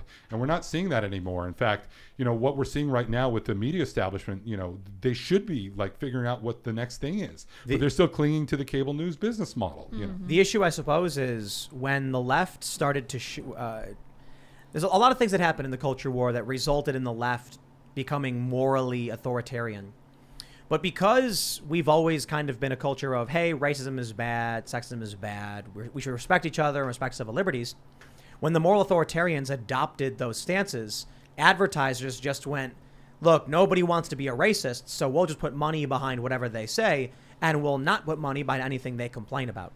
So like the Dave Chappelle thing. Yeah. Why should anyone cancel Dave Chappelle from a festival? Because they're scared of the activists showing up and making them look bad and them losing money. So what should have happened, if you look at least when I was growing up, the moral authoritarian right, the religious, and many of the Democrats were not cool. So nobody cared. Right. It was fun to be anti-establishment, to rage against the machine, and that's what was making money. So they said, now the big companies are like, we're going to get a bunch of protesters and we're going to lose money because they're unwilling to compromise. There you go. Then you lose it. Yeah. So I think the interesting thing is we are seeing this. Babylon Bee. Yeah. Absurdly funny. And predicting the future. Apparently Unfortunately. Seth's psychic. Prophecy fulfilled. They do a really good job of poking so much fun that these things actually they just end up happening. And it's done. They've been doing a lot better than The Onion has, because when you're scared to be offensive, you're not funny. So what I think we'll start seeing is now people who don't care about being offensive, which tend to be the cultural right, if whatever right wing actually means at this point, they're going to make shows, they're going to make movies, they're going to do comedy specials. Everyone's going to love it. I think the left is shutting down their own industry by being scared to take risks and actually challenge. I think the Babylon Bee thing makes me very nervous when they'll do stories. For instance, like just ridiculous, like Joe Biden declares it illegal to be a man, and then it'll be like, so, and then 2 months later, Joe Biden declares it illegal to be, and it's like they see that and they're like, oh, okay, people didn't say no to it, that's a green light, let's go. So it's like an authoritarian gateway. If you're not careful, satire can be. I don't Warning, know. guys, No, be careful. I disagree with you. I think it's just making fun of the absolute ridiculousness of our current society. One of the things that I just retweeted from the Babylon Bee is their latest headline saying, quote, Fauci hopes his experiments on puppies will distract everyone from experiments he performed on humanity for the past 18 months. So it's like it's social commentary to the highest level of using comedy as a way to make people laugh at the absurdity of reality. And there are some people bowing down, there are some people giving up, but there still is a need, a hunger for those real honest, real discussions. And very interestingly, Netflix just launched a new show called Inside Job, and it was #1 trending. And I just watched one episode of it, and like my jaw dropped to the floor. I was like, no freaking way. I mean, they brought up issues that we would say here, automatically cut. And they brought up all the conspiracies that ever existed in a brilliant, funny way, from Bilderberg and even deeper level stuff that you wouldn't even imagine. So they just released a very spicy cartoon show that goes into how corporations are controlling the world. I still haven't made up my mind on it. It's funny, but it also is very deep. I still haven't watched all the episodes. I'm in the process of watching it. But for them to release that on the backdrop of Chappelle might be sending a message. I might be reading into too much of it. There's a lot of things I'm critical of Netflix about. But I think there's a reason this show and other shows are doing so well and have such a loving, caring audience that are even here when they're not even prompted to be here, unlike CNN. CNN has everything going for them. We don't. And I'll tell you why. So a moment ago, we talked about civil war. Some people might say that's crazy. Fine. If you think it's crazy, by all means, you can think whatever you want. I must be crazy. I don't care. On major networks, will they talk about this? Probably not. Some of them, maybe. We recently saw MSNBC actually run a segment that said, could we be facing a second American Civil War? Now, this is a conversation that's been in mainstream newspapers for years. But see, on this show, we're willing to talk about this from Fox News. Arrest Fauci trends on Twitter as doctor faces criticism for controversial virus research testing on dogs. I think there's only one cable TV show that would actually get more serious than us. And do you know who that is? Would you have a guess? One cable TV Greg show. Gutfeld. Yeah, he's pretty good, but no. That's kind of a joke. Tucker Carlson? Tucker Carlson. Mm-hmm. Tucker Carlson goes a lot further than I hard. would, on a lot of these issues. So when we talk about Fauci and people wanting him to be arrested and stuff, we'll talk about these ideas. We'll talk about the potential conflict or civil war. Tucker goes all in on all of it. So that's why I think obviously his ratings are so high. And then why is it that all these other networks' ratings are in the garbage? Because it's fake. And everyone knows it's fake. And they're not talking about real things. You go outside. There's no food on the shelves at your store. You're asking yourself, what's going on? You turn on CNN. Nothing. Orange Man bad. You turn on MSNBC. Nothing. Orange Man bad. You turn on Fox and they're like, inflation's bad and it's Biden's fault. Or worse, and you open up the Washington Post and it's lower your expectations. Right. Why would I expect there to be pasta and frozen vegetables in my local grocery store? Both of which they've been like running low on forever now. Yeah. It's really something. But let's talk about this arrest Fauci thing, because I don't know if Fauci should be arrested over this. There's a story going around where it shows 2 dogs, they're beagles, and their heads are secured in a box full of infected sandflies, and the dogs had their vocal cords slit, so they couldn't bark or whimper as their faces were devoured by ravenous insects. Now, a lot of people are saying he should be arrested for it, and I think there's a couple things that are good here. People are starting to wake up to the kind of research being done for their benefit, for their privileges. A lot of this research is unnecessary and insane, and people are asking, like, why would you do that? We know the flies would devour the face of the dog and put it in agony. But I think a lot of people need to realize the benefits, the wonderful technology, the medicines you have. It's because we experiment on animals, sometimes dogs. Yeah, and actually specifically with sandflies, I don't know exactly what they were researching with sandflies, but with sandflies, they're major carriers of parasitic diseases, which are one of the few things that we really have terrible treatments for. Like there's this disease called leishmaniasis that's very prominent in Central and South America that does like horrible things to people. Like it literally like rots your face from the inside out. And because it primarily affects poor people in these areas, it's only government testing that there's really an incentive to find any sort of cure, because the pharmaceutical companies aren't in it because there's no, financial incentive for it. So yeah, I mean, actually, I don't know exactly what they were doing with the sandflies, but I can see where doing, research on parasitic diseases for all the havoc it wreaks, testing on dogs might be necessary. A good friend of mine from high school is a biology professor at UT Austin, and he talked not biology, what is he, neurology professor, and he would tell me all the stories he had to do, the stories of all the experiments he had to do in monkeys and stuff. I mean, it's just absolutely necessary for the advancement of humanity, if you care about that sort of thing. Now, as for lying to Congress, that's something that maybe we should talk about. Right. This reminds me Arrest of Fauci. Andrew Cuomo, how they went after him for him diddling with the girls as opposed to sending all those old people into nursing homes. And it's it evokes the emotional hashtag trending thing, where like what he really should be busted for is lying to Congress. Well, if it's what you said it was, there at least should be a debate. But we shouldn't be giving him the benefit of the doubt, because he doesn't deserve any of it, because he's been lying through his teeth about so many things. And at least we deserve answers to really find out what was the true cause and the true reason of these studies. I mean, there's even reports of Fauci-funded experiments that literally were used to destroy portions of monkeys' brain that would magnify terror, so they could scare the crap out of them and study fear. So there's so many different. I wonder why they would do that. Like, Yes. What are they trying to learn about primate fear? Exactly. And again, apes are 97% identical to human DNA. There's a lot of weird stuff happening, and there should be a lot more transparency, a lot more accountability, because we have to understand there's some, beauty products that are tested in absolutely cruel and inhumane ways, torture animals. We can't even describe what happens here. The show would get taken down immediately, all for beauty products. Like that, there should be a line, there should be a discussion, there should be more information. We don't have any of that. We have Dr. Fauci financing essentially the torturing of puppies. Why he did it, at this point of view, we don't know, but I'm willing to suspect something far more sinister, something far more worse, based on his prior behavior, from my own personal perspective. I think Fauci had a mustache.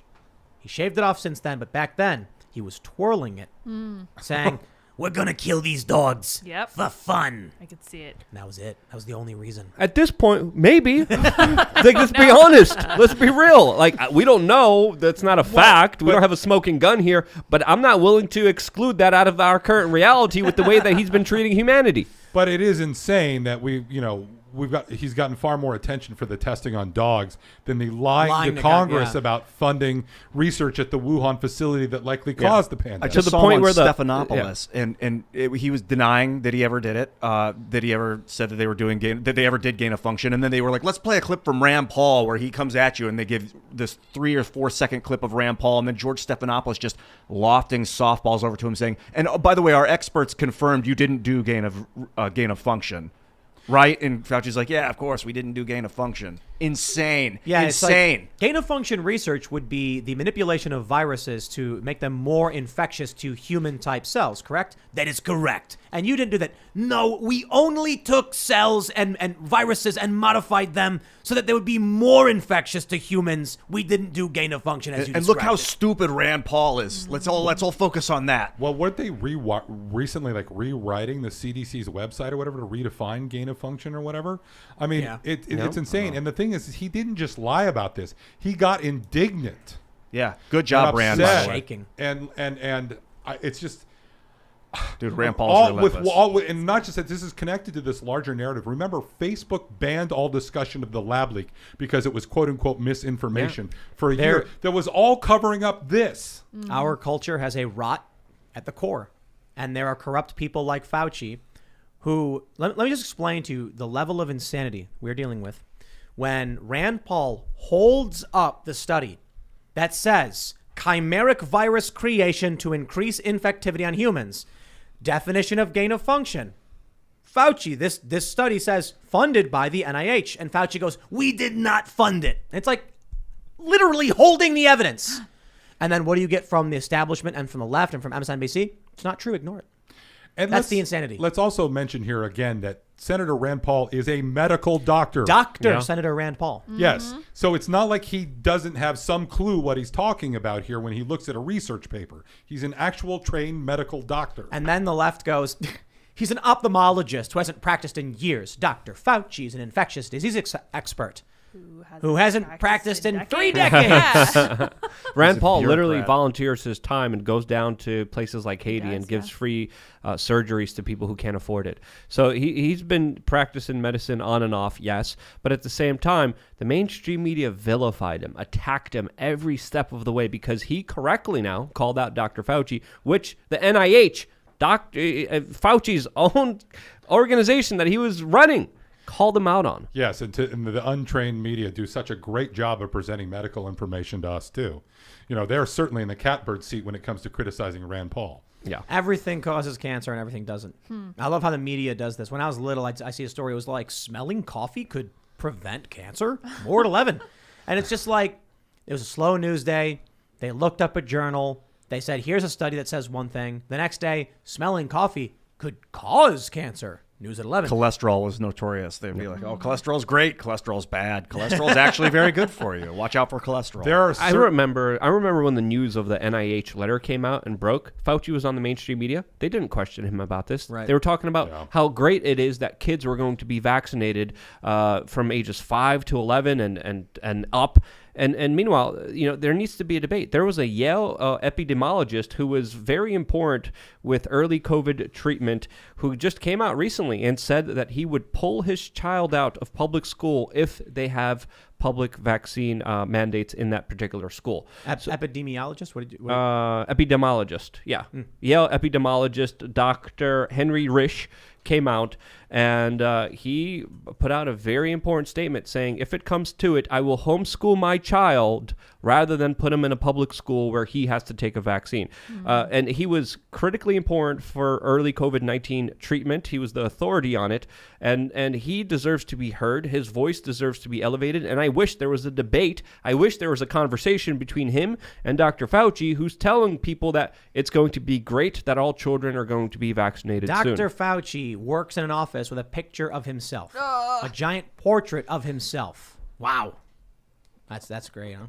We got pictures of Biden because we love Biden. Lydia's got a big old picture of Biden. I do. Can you Check show this the out. people? Show the This is so people. good. Oh, you can't really see it. It's a little. Here, let me zoom out a little bit. There's a picture of Biden because we love and respect our president. That's See? right. Look at that beautiful. It's actually, for those that are just listening, it's a horror photo. Yeah, I like His it. face is like It's kind of great. drooping and melting off. And he's got a sinister look as he smells Lydia. Love it. Because he's a disgusting creep. Yep. Man, you see the that cornholio pose, man. the imaginary jetpack.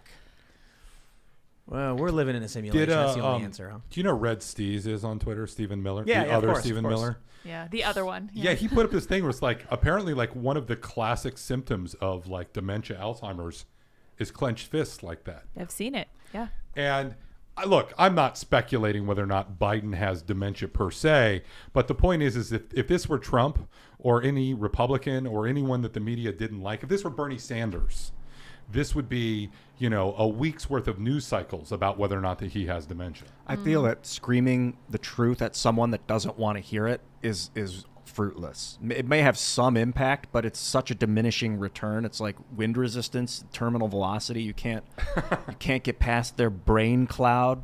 So I'm trying to think of other ways. You got to make them figure it out on their own. Yeah. Like set them up to figure it out. Walk into it and be like, "Hey, I figured out that Biden is losing his, his mental capacity if that's what's happening." But to tell them that just doesn't seem to. Yeah, clenched hands is a symptom of Alzheimer's. Yeah, it is. It is.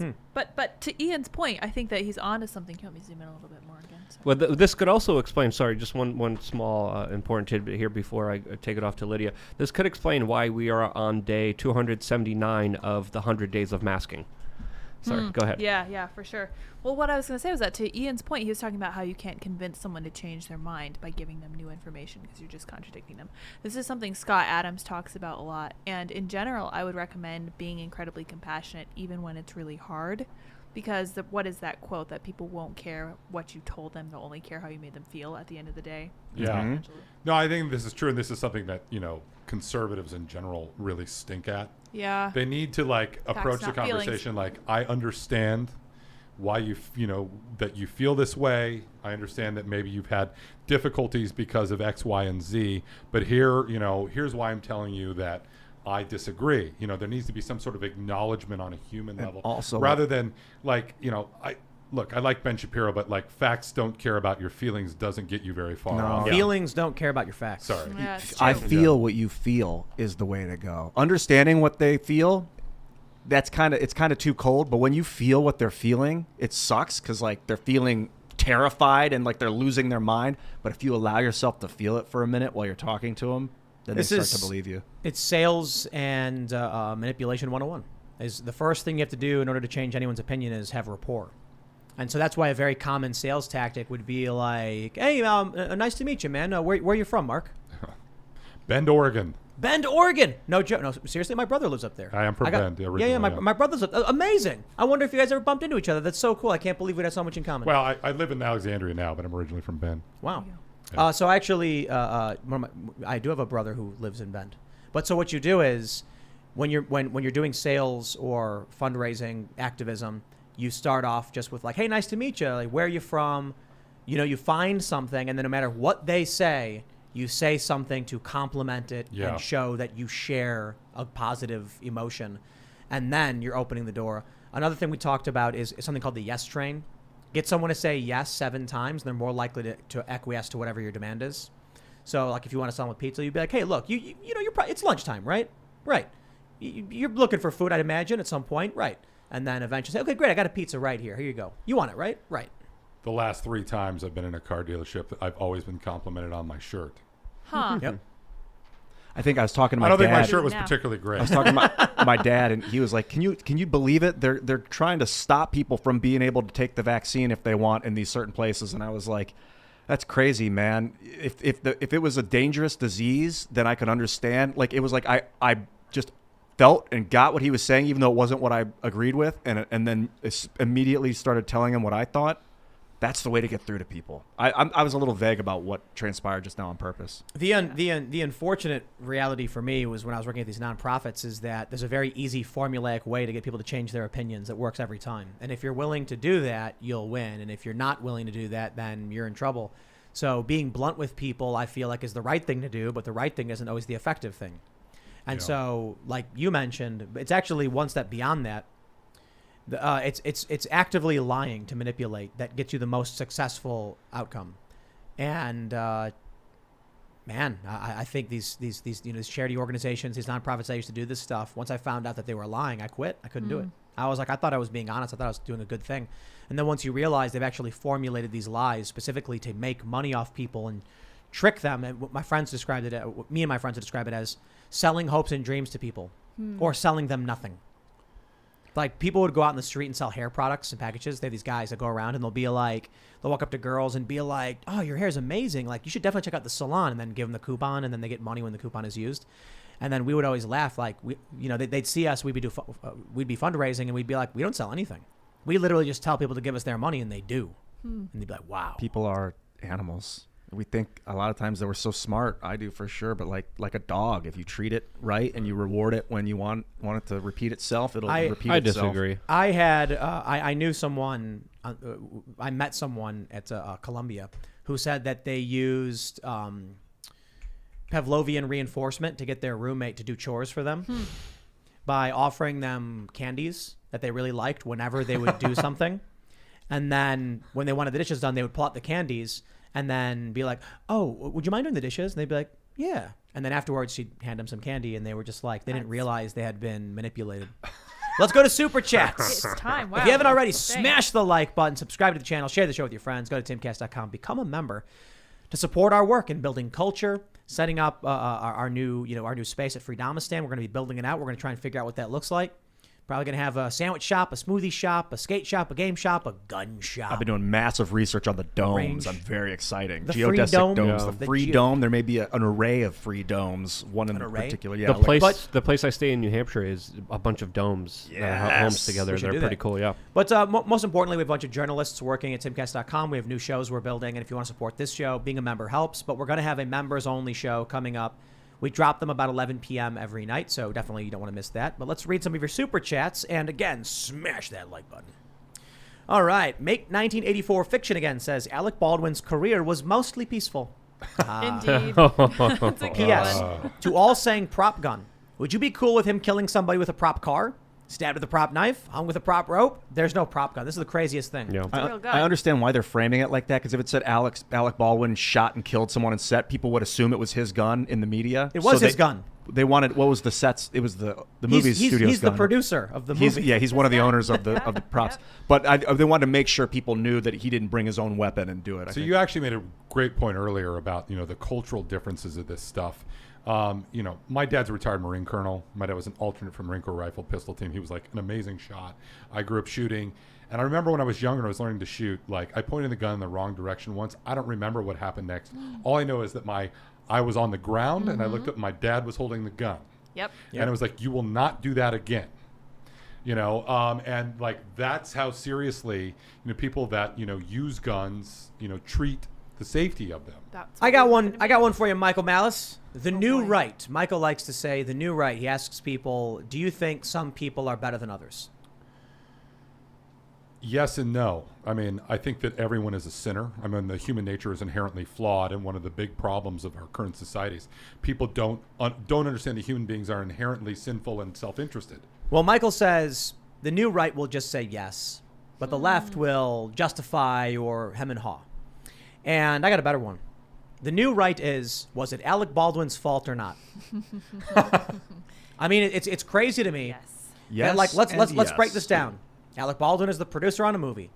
There is a gun negligently discharged multiple times, so crew actually walk off the set protesting. He's then handed the same gun, doesn't check it in defiance of his own training, and then shoots and kills somebody. And they're like, it's not his fault. So- You got to be insane. So Nick Searcy and Adam Baldwin are two of the more open right wingers in Hollywood, but both guys with sort of distinguished careers in Hollywood and handled a lot of guns on sets. And they both came out and said, you were given very specific instructions about pointing the gun. It is your obligation when they hand you the gun to double check that it's not loaded. Like all of these things, whatever you want to say about negligence that happened before the gun got in his hands, there's no doubt that Baldwin himself was not negligent for not checking to see that apparently there was a live round in the gun. Somebody tweeted at me, so you're saying that anytime someone wants to drive a movie on set, they got to check the oil, check the gas, check the brakes? And I was like, no, I'm saying that anytime someone's doing a scene where they're going to slam the gas full speed towards the crew, they should check the brakes and the safety harness and the emergency handbrake and make sure they've gone through the stunt coordinator because you're risking people's lives. It is not a stunt to drive a car. If they're like, we're going to have you drive a car around the block, it's not a stunt. If they're like, we want you to slam the gas full speed towards the camera, okay, what's our emergency stop? Do we have a rope, a cable? Do we have a handbrake? Then you will test them out before doing the stunt. So yes, if you're going to hand a gun to somebody, it should be, for a revolver, cylinder should be open. They should be, I think it should be unloaded. I don't know exactly what their protocol is. It should be unloaded. And if they're going to be using blanks, they show the blank, have the actor inspect it, place the blank in and say, we have placed a blank inside this gun. If you point this at someone in close enough range, you can kill them. They should be given the full spiel every time. Never make assumptions that people know how to handle these things. At least 2 people should check the gun. At least. Yeah. I mean, Right. even when I'm handling firearms, I always ask someone else to check the chamber. We I always check do the this. chamber, check someone else, check it, and then I check it, and then I make sure to put it away, and then it's safe. When we're leaving the range, I'll take my weapon and I'll clear it, lock the hammer back, and then I'll hand it to the next person to inspect. And then they do the same thing. I was just watching a gun show on YouTube with a bunch of ex-Special Forces guys who did the same thing, where they were talking about a particular gun, and they passed the gun around before they even discussed it, so that each one could verify there was no round in Right. the chamber Before and you it was play with empty, it. before they even brought it up, picked it up. All right, let's read some more super chats. DJM says to Tim Pool and the rest of the Timcast IRL crew, congratulations on 400 episodes. I hope that yeah. your show at timcast.com continues to have success. We're at 400. We are. This Wow. is 400? Nice. Yeah, Is this 400? 400, yeah. I'm That's honored. it, baby. We should Yeah. celebrate Yeah, it. congratulations. 400? Is that like a number or something? Yeah. It's a number, It's, yeah. it's 100. Right? Yeah. I mean, What that's a lot. what's quadricentennial? Is Yes, that that's what that is. Yeah. Well, we will eat wings. All right. That sounds great. Open up packages, maybe? Oh yeah, Oh, yeah. maybe. Alessio DeMonte says Yahoo News just released that the assistant director that gave Baldwin the gun was previously fired due to another gun incident. Looks like they are already starting a story to help Baldwin. Or the guy did, and that's what happened. I don't believe any piece of news that I hear at face value. What if, like, the true story was that Baldwin is part of this grand Democrat conspiracy, and they were like, we need to take out this wife of this lawyer, and then he was like, I'll do it. I'll do whatever you say. They have heart attack guns. Well, can we That's all I have to say. Can we talk about like how it turned out Alec Baldwin's wife had been faking being from Spain Yeah. for years? Yeah, right. Oh, yeah. I mean, that was the craziest thing I'd heard in forever. You know, people need to Genuine. understand about like assassination is that it would never be that crazy. Like they Right. would just pay some random guy to go into your neighborhood and then, mug you. Yeah. Right? Car Right. crash, car accident. Like, Michael if- Hastings. If you're but even that, it's Yeah. like, dude, That could have been a oh botched no, job. he Yeah. got robbed. I mean, Like, I'm robberies not happen. going to go there in terms of speculation, but I totally understand why. Who was it? The Seth Rich guy, like why people didn't automatically think that was just a random DC crime. When you've got access to all that sensitive DNC information.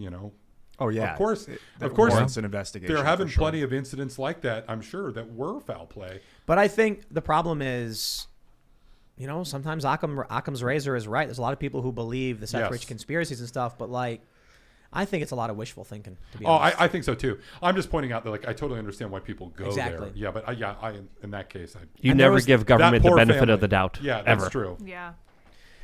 But who's to say the government was involved in it? We should at least have the ability to answer and question. Sure.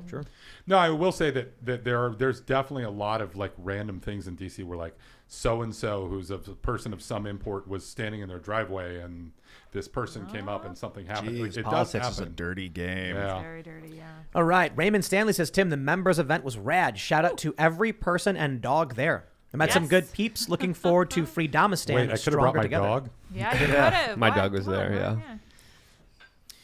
Katoth Swiss says, remember, Tim, the slow blade penetrates the shield.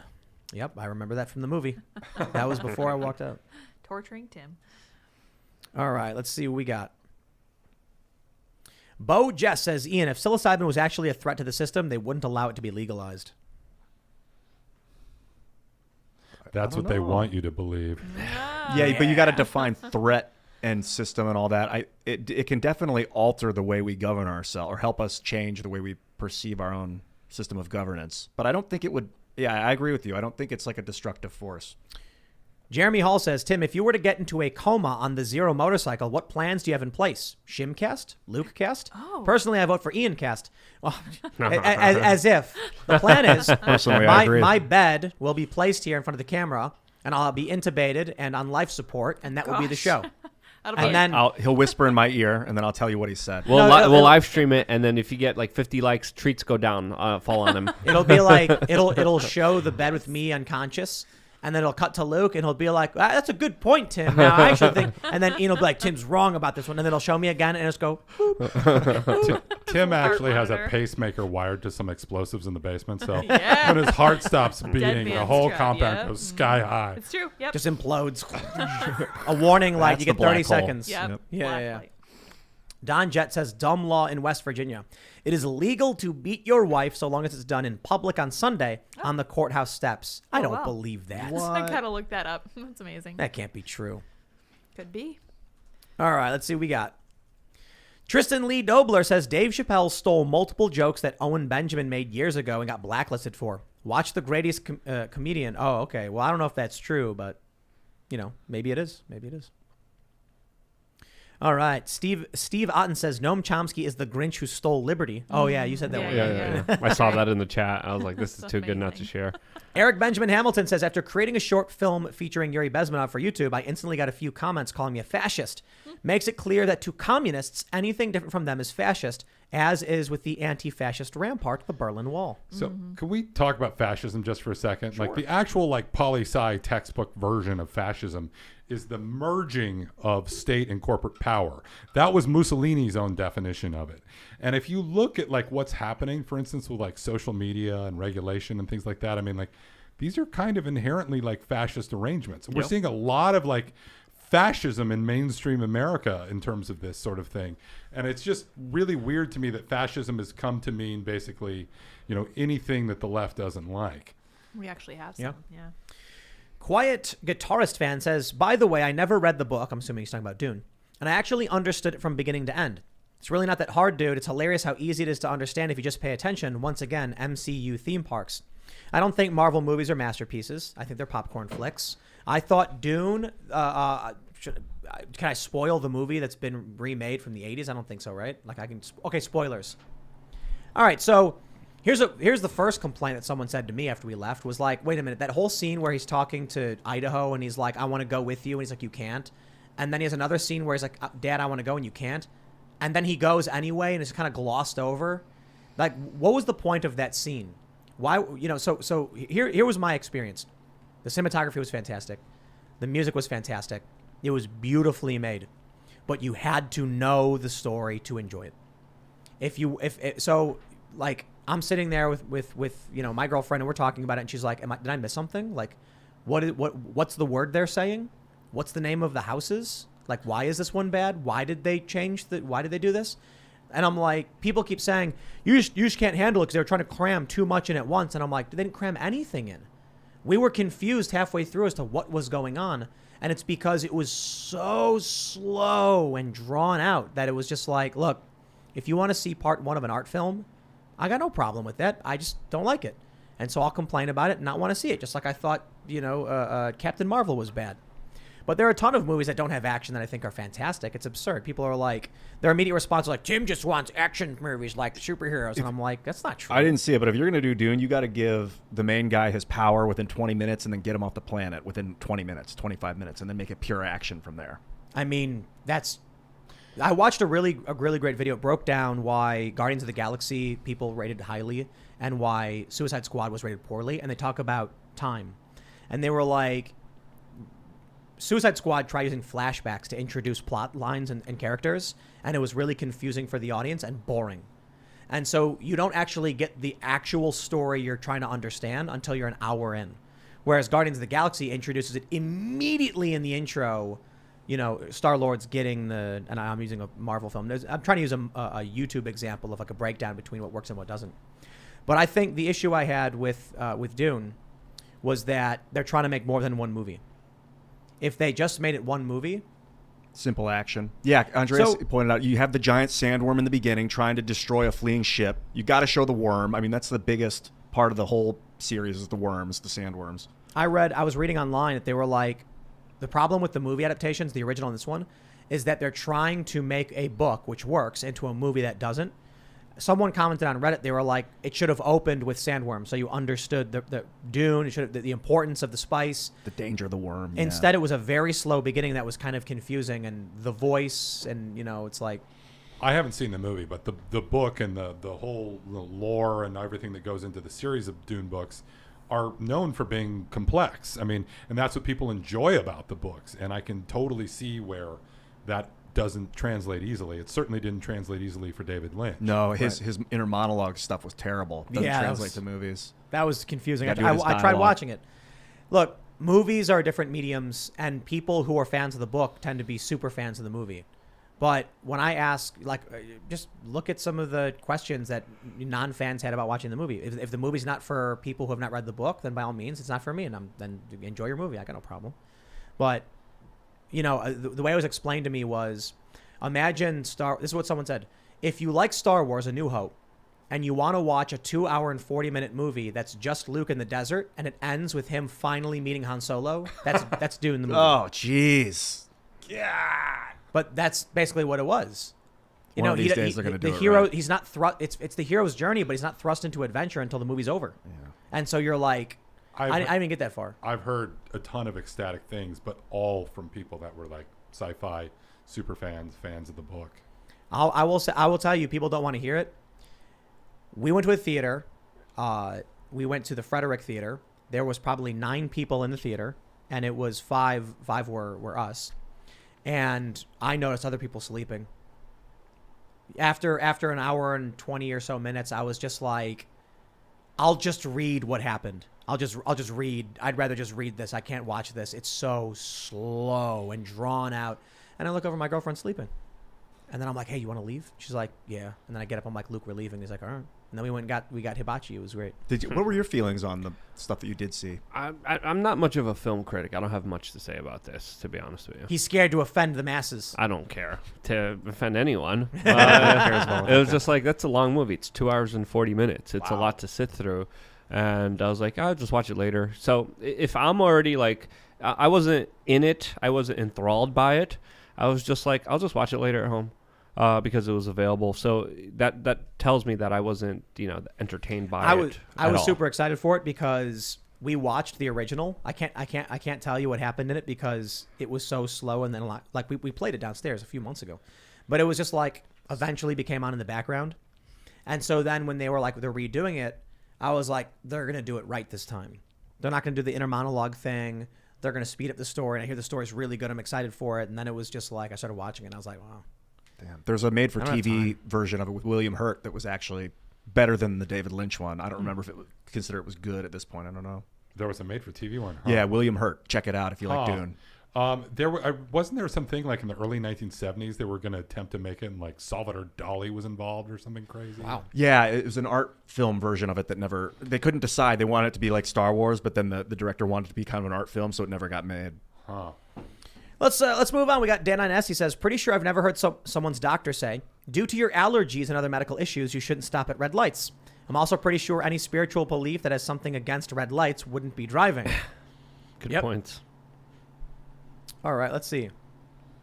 Roberto Lara says the reason Luke was on fire. Somewhere in Texas, Alex Jones looked up the night sky, smiled, raised his finger, and shot a bolt of freedom lightning and yelled, let the frogs be frogs. That's probably it. I did feel like there was fire in my veins. Oh, that's weird. I didn't think it was relevant to the story, but before we walked in the building, Luke did get struck by a powerful blast of green lightning. Oh. Okay, that's what that was. That's what that was. I just thought it was a puddle, but... And then all of a sudden he was glowing and his hair was floating and he was levitating into the building. Puddle full of leached estrogen that is making the frogs gay. All right, let's see. Chris Blank Production says, did you see Project Veritas' new video? The New Jersey governor has been saying no mandates to get reelected while planning to enact mandates after he's elected. That's why we left New Jersey. Man. I'm finding this, it's legal to beat your wife on the courthouse law is not real. It's a South Carolina thing, and this other website, it says it's all fake parody. News. Yeah. Fake news. All right, let's see.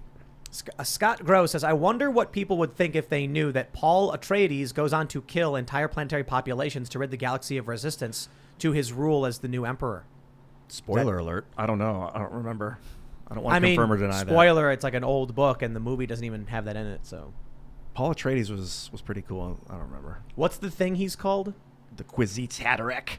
Oh. Exactly. You should know. It should be simplified for a common person to know and walk away and be like, he was the Jedi, rather than call it the Kwisatz Haderach. That's fine. They can call it the Kwisatz Haderach. The problem I had with the movie was that it was just like glossed over really quickly. He was the Bene Gesserit. I don't remember. Yeah, to be honest, I don't remember. No, the Bene Gesserit was like the monk ladies that could yell or something. Yeah, right.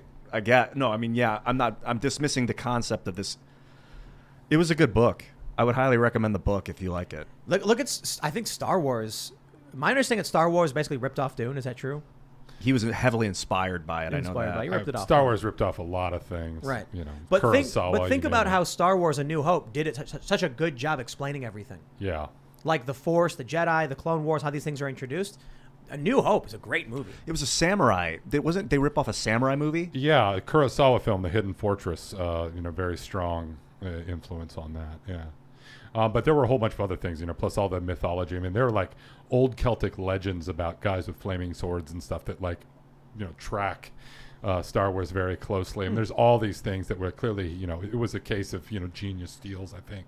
But, also the thing with Star Wars is always just so weird because clearly Lucas had some sort of outside influences on the set and stuff that were, tempering his worst impulses, so that he didn't do, 9 hours about trade routes or whatever happened in the trilogy I've been trying to forget ever since. Oh my gosh.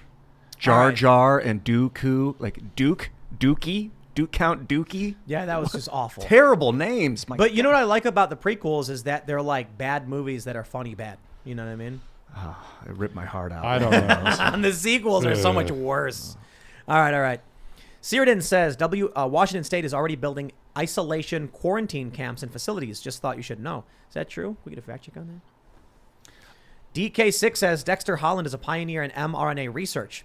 His dissertation was on using mRNA for HIV treatments. Of course, he's pro-vax. Yes, but I think that was micro-RNA research, not messenger RNA research. I could be wrong. I don't know a whole lot about it. Yeah, I know he has like a PhD in molecular biology or something, which is kind of crazy. Yeah, since for I think a 2017. punk rocker or whatever. But yeah, Yep.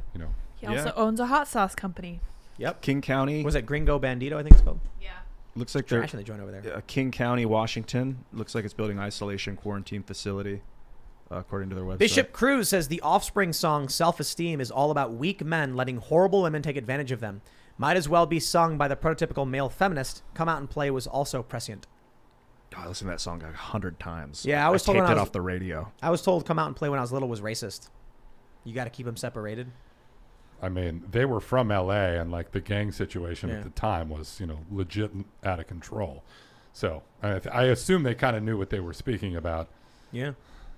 I don't actually think it was racist. I was, Anyway, Dominic Falcone says Dinosaur Jr. is my favorite band. Just happy to hear it mentioned on one of my favorite shows. Hey, there you go. I'm a massive Jay Mascis Dinosaur Jr. fan.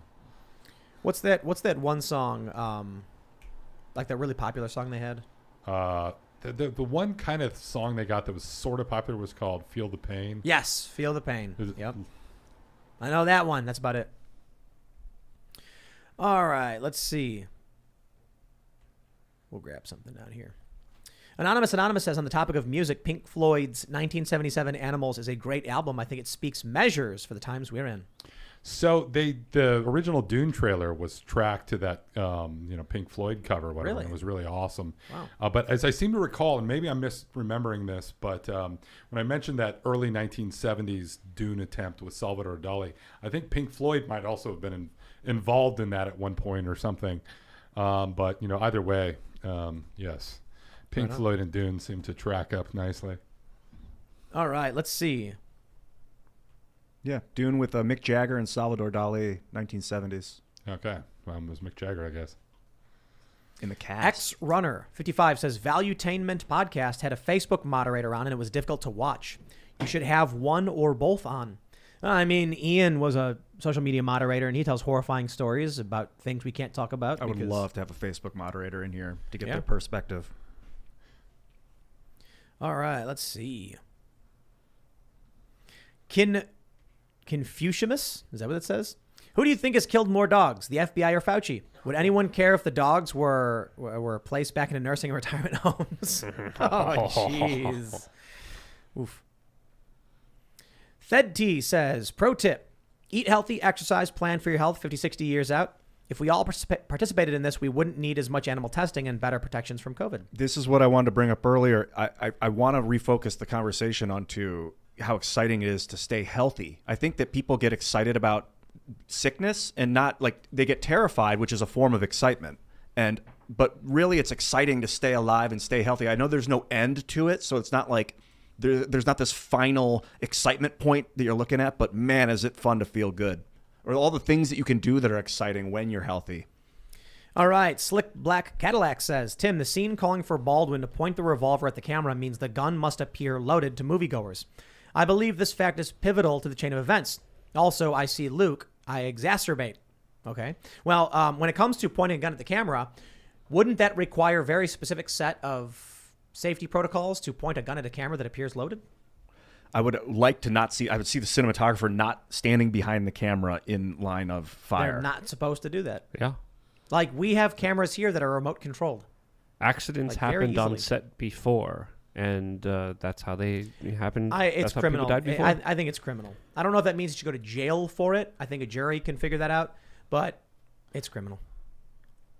It's definitely a degree of negligence that merits law and an investigation, and a very serious one about, criminal charges for sure. All right, let's see. Raven Knight says there was a Sci-Fi Channel miniseries of Dune that was great. I bet that's the one with William Hurt. That That probably might be is. cool. It really actually was. I came off the David Lynch one, so anything was good for me at that point. But I remember not being horrible. And William Hurt was awesome. He played the dad. Jacob Emanuel says, hey, Tim, I live in Illinois, not Crapcago, but my company tried to mandate the shot. We all walked out. Now they have allowed us to remove masks and no shots. Last election, we voted to be separated from Crapcago. Love the show. Wow. I hear all these stories where people are like, my boss mandated the vaccine and we said no, and then they changed their minds. Isn't it amazing how unionization works? Isn't it funny that the left is mocking these people when they're enacting collective bargaining power? I love it. Well, it cuts both ways. I mean, the schools were also shut for 18 months unnecessarily because of Yep. unions too. But it is true that I do think that in our current situation, people need to think a lot more about collective action, and conservatives need to get a lot more comfortable with it too. All right. Mavis says Dune was created by a guy that only read the Wikipedia page and based the movie off of that. Perhaps. I'm going to call fake news on that one. I think they're just making a joke. Yeah. Darkside66 says, everyone is asking why Alex had a loaded gun.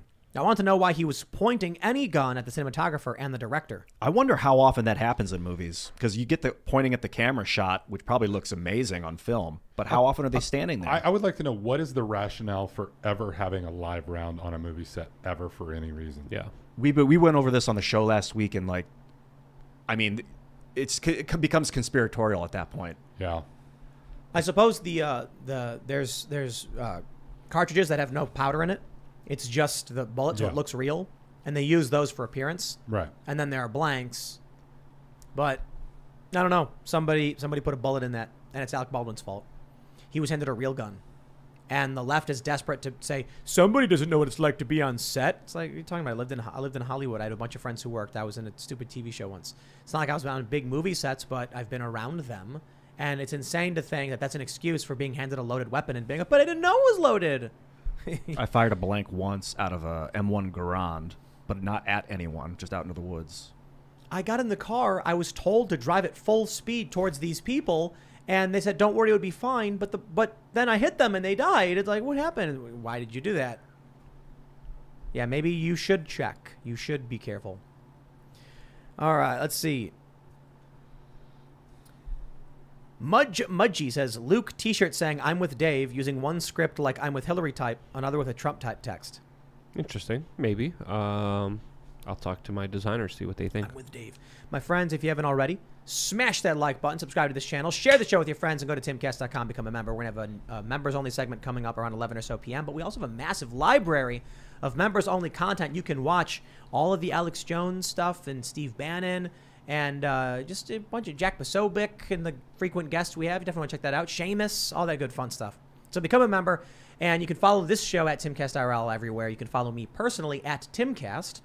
Mark, you want to shout anything out? No, other than I got a book out. Rigged. It's behind me.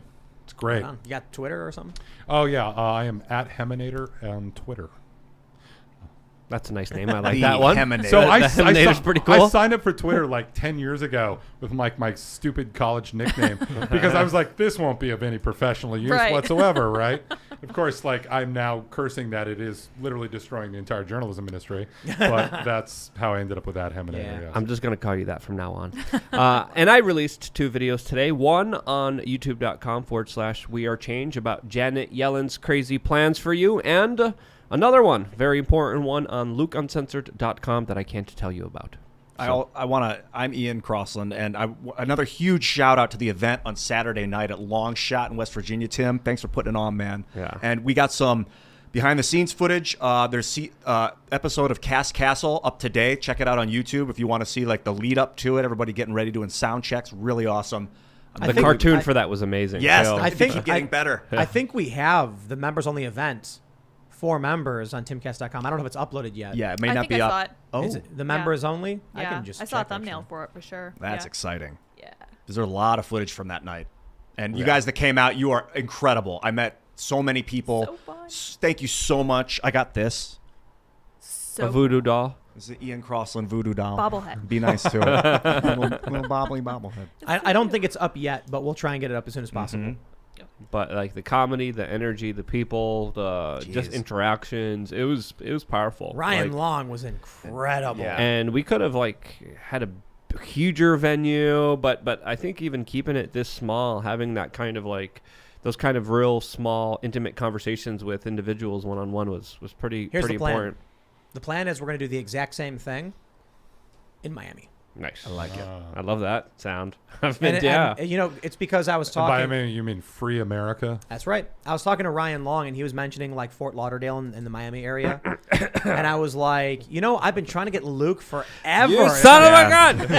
I've been screaming about Florida forever. But someone else brought up the anti-communist movement there because of all of the expats is massive, and they absolutely would love a freedom-oriented kind of event. And so, you know, we were thinking about just doing the same thing and then having it be, if we do a bigger venue, we can have an area for members like we did, but then we'd also sell tickets to the public for like upper seating and stuff like that. Hard Rock Cafe. I mean, there's a reason I stay there half the year. I love it down there. The energy down there is huge, and it's one of the few places that is actually free. Yeah, that's funny. You use the word energy. This is exactly how I would describe it. I had to go to a wedding down in Tampa a month or two ago, and it was just shocking. It was like going to an entirely different country. I mean, in terms of People are alive. people are vibrant. alive. There's like things are happening in the state. People are like optimistic. And in addition to the fact it didn't have any of the insane COVID protocols, it was, you know. There's no negativity. There's no one harping and like being mad at you for not wearing a mask. None of that. Well, we'll get on that. Oh, and Oh, Lydia. yeah. Thank you guys for tuning in. Thank you all who came to the event. I was watching Ian. He went hard for like 7 hours. I was like, how is he doing this? I kept needing to step outside. Ian like didn't even come up for air. It was ridiculous. I was like, this man. I trained for Holy 20 cow. years to do this. Dude, yes, he is quite the people person. I love it Ian- very much. So hopefully we Ian- can do more like that. He got on stage and he looked at everyone and said, I have been training for 40 years for this moment today. And then he put the guitar and everyone was like, yeah. That was good. Yep, that's what happened. All right, everybody. We will see you all over at timcast.com. Thanks for hanging out. Bye, guys.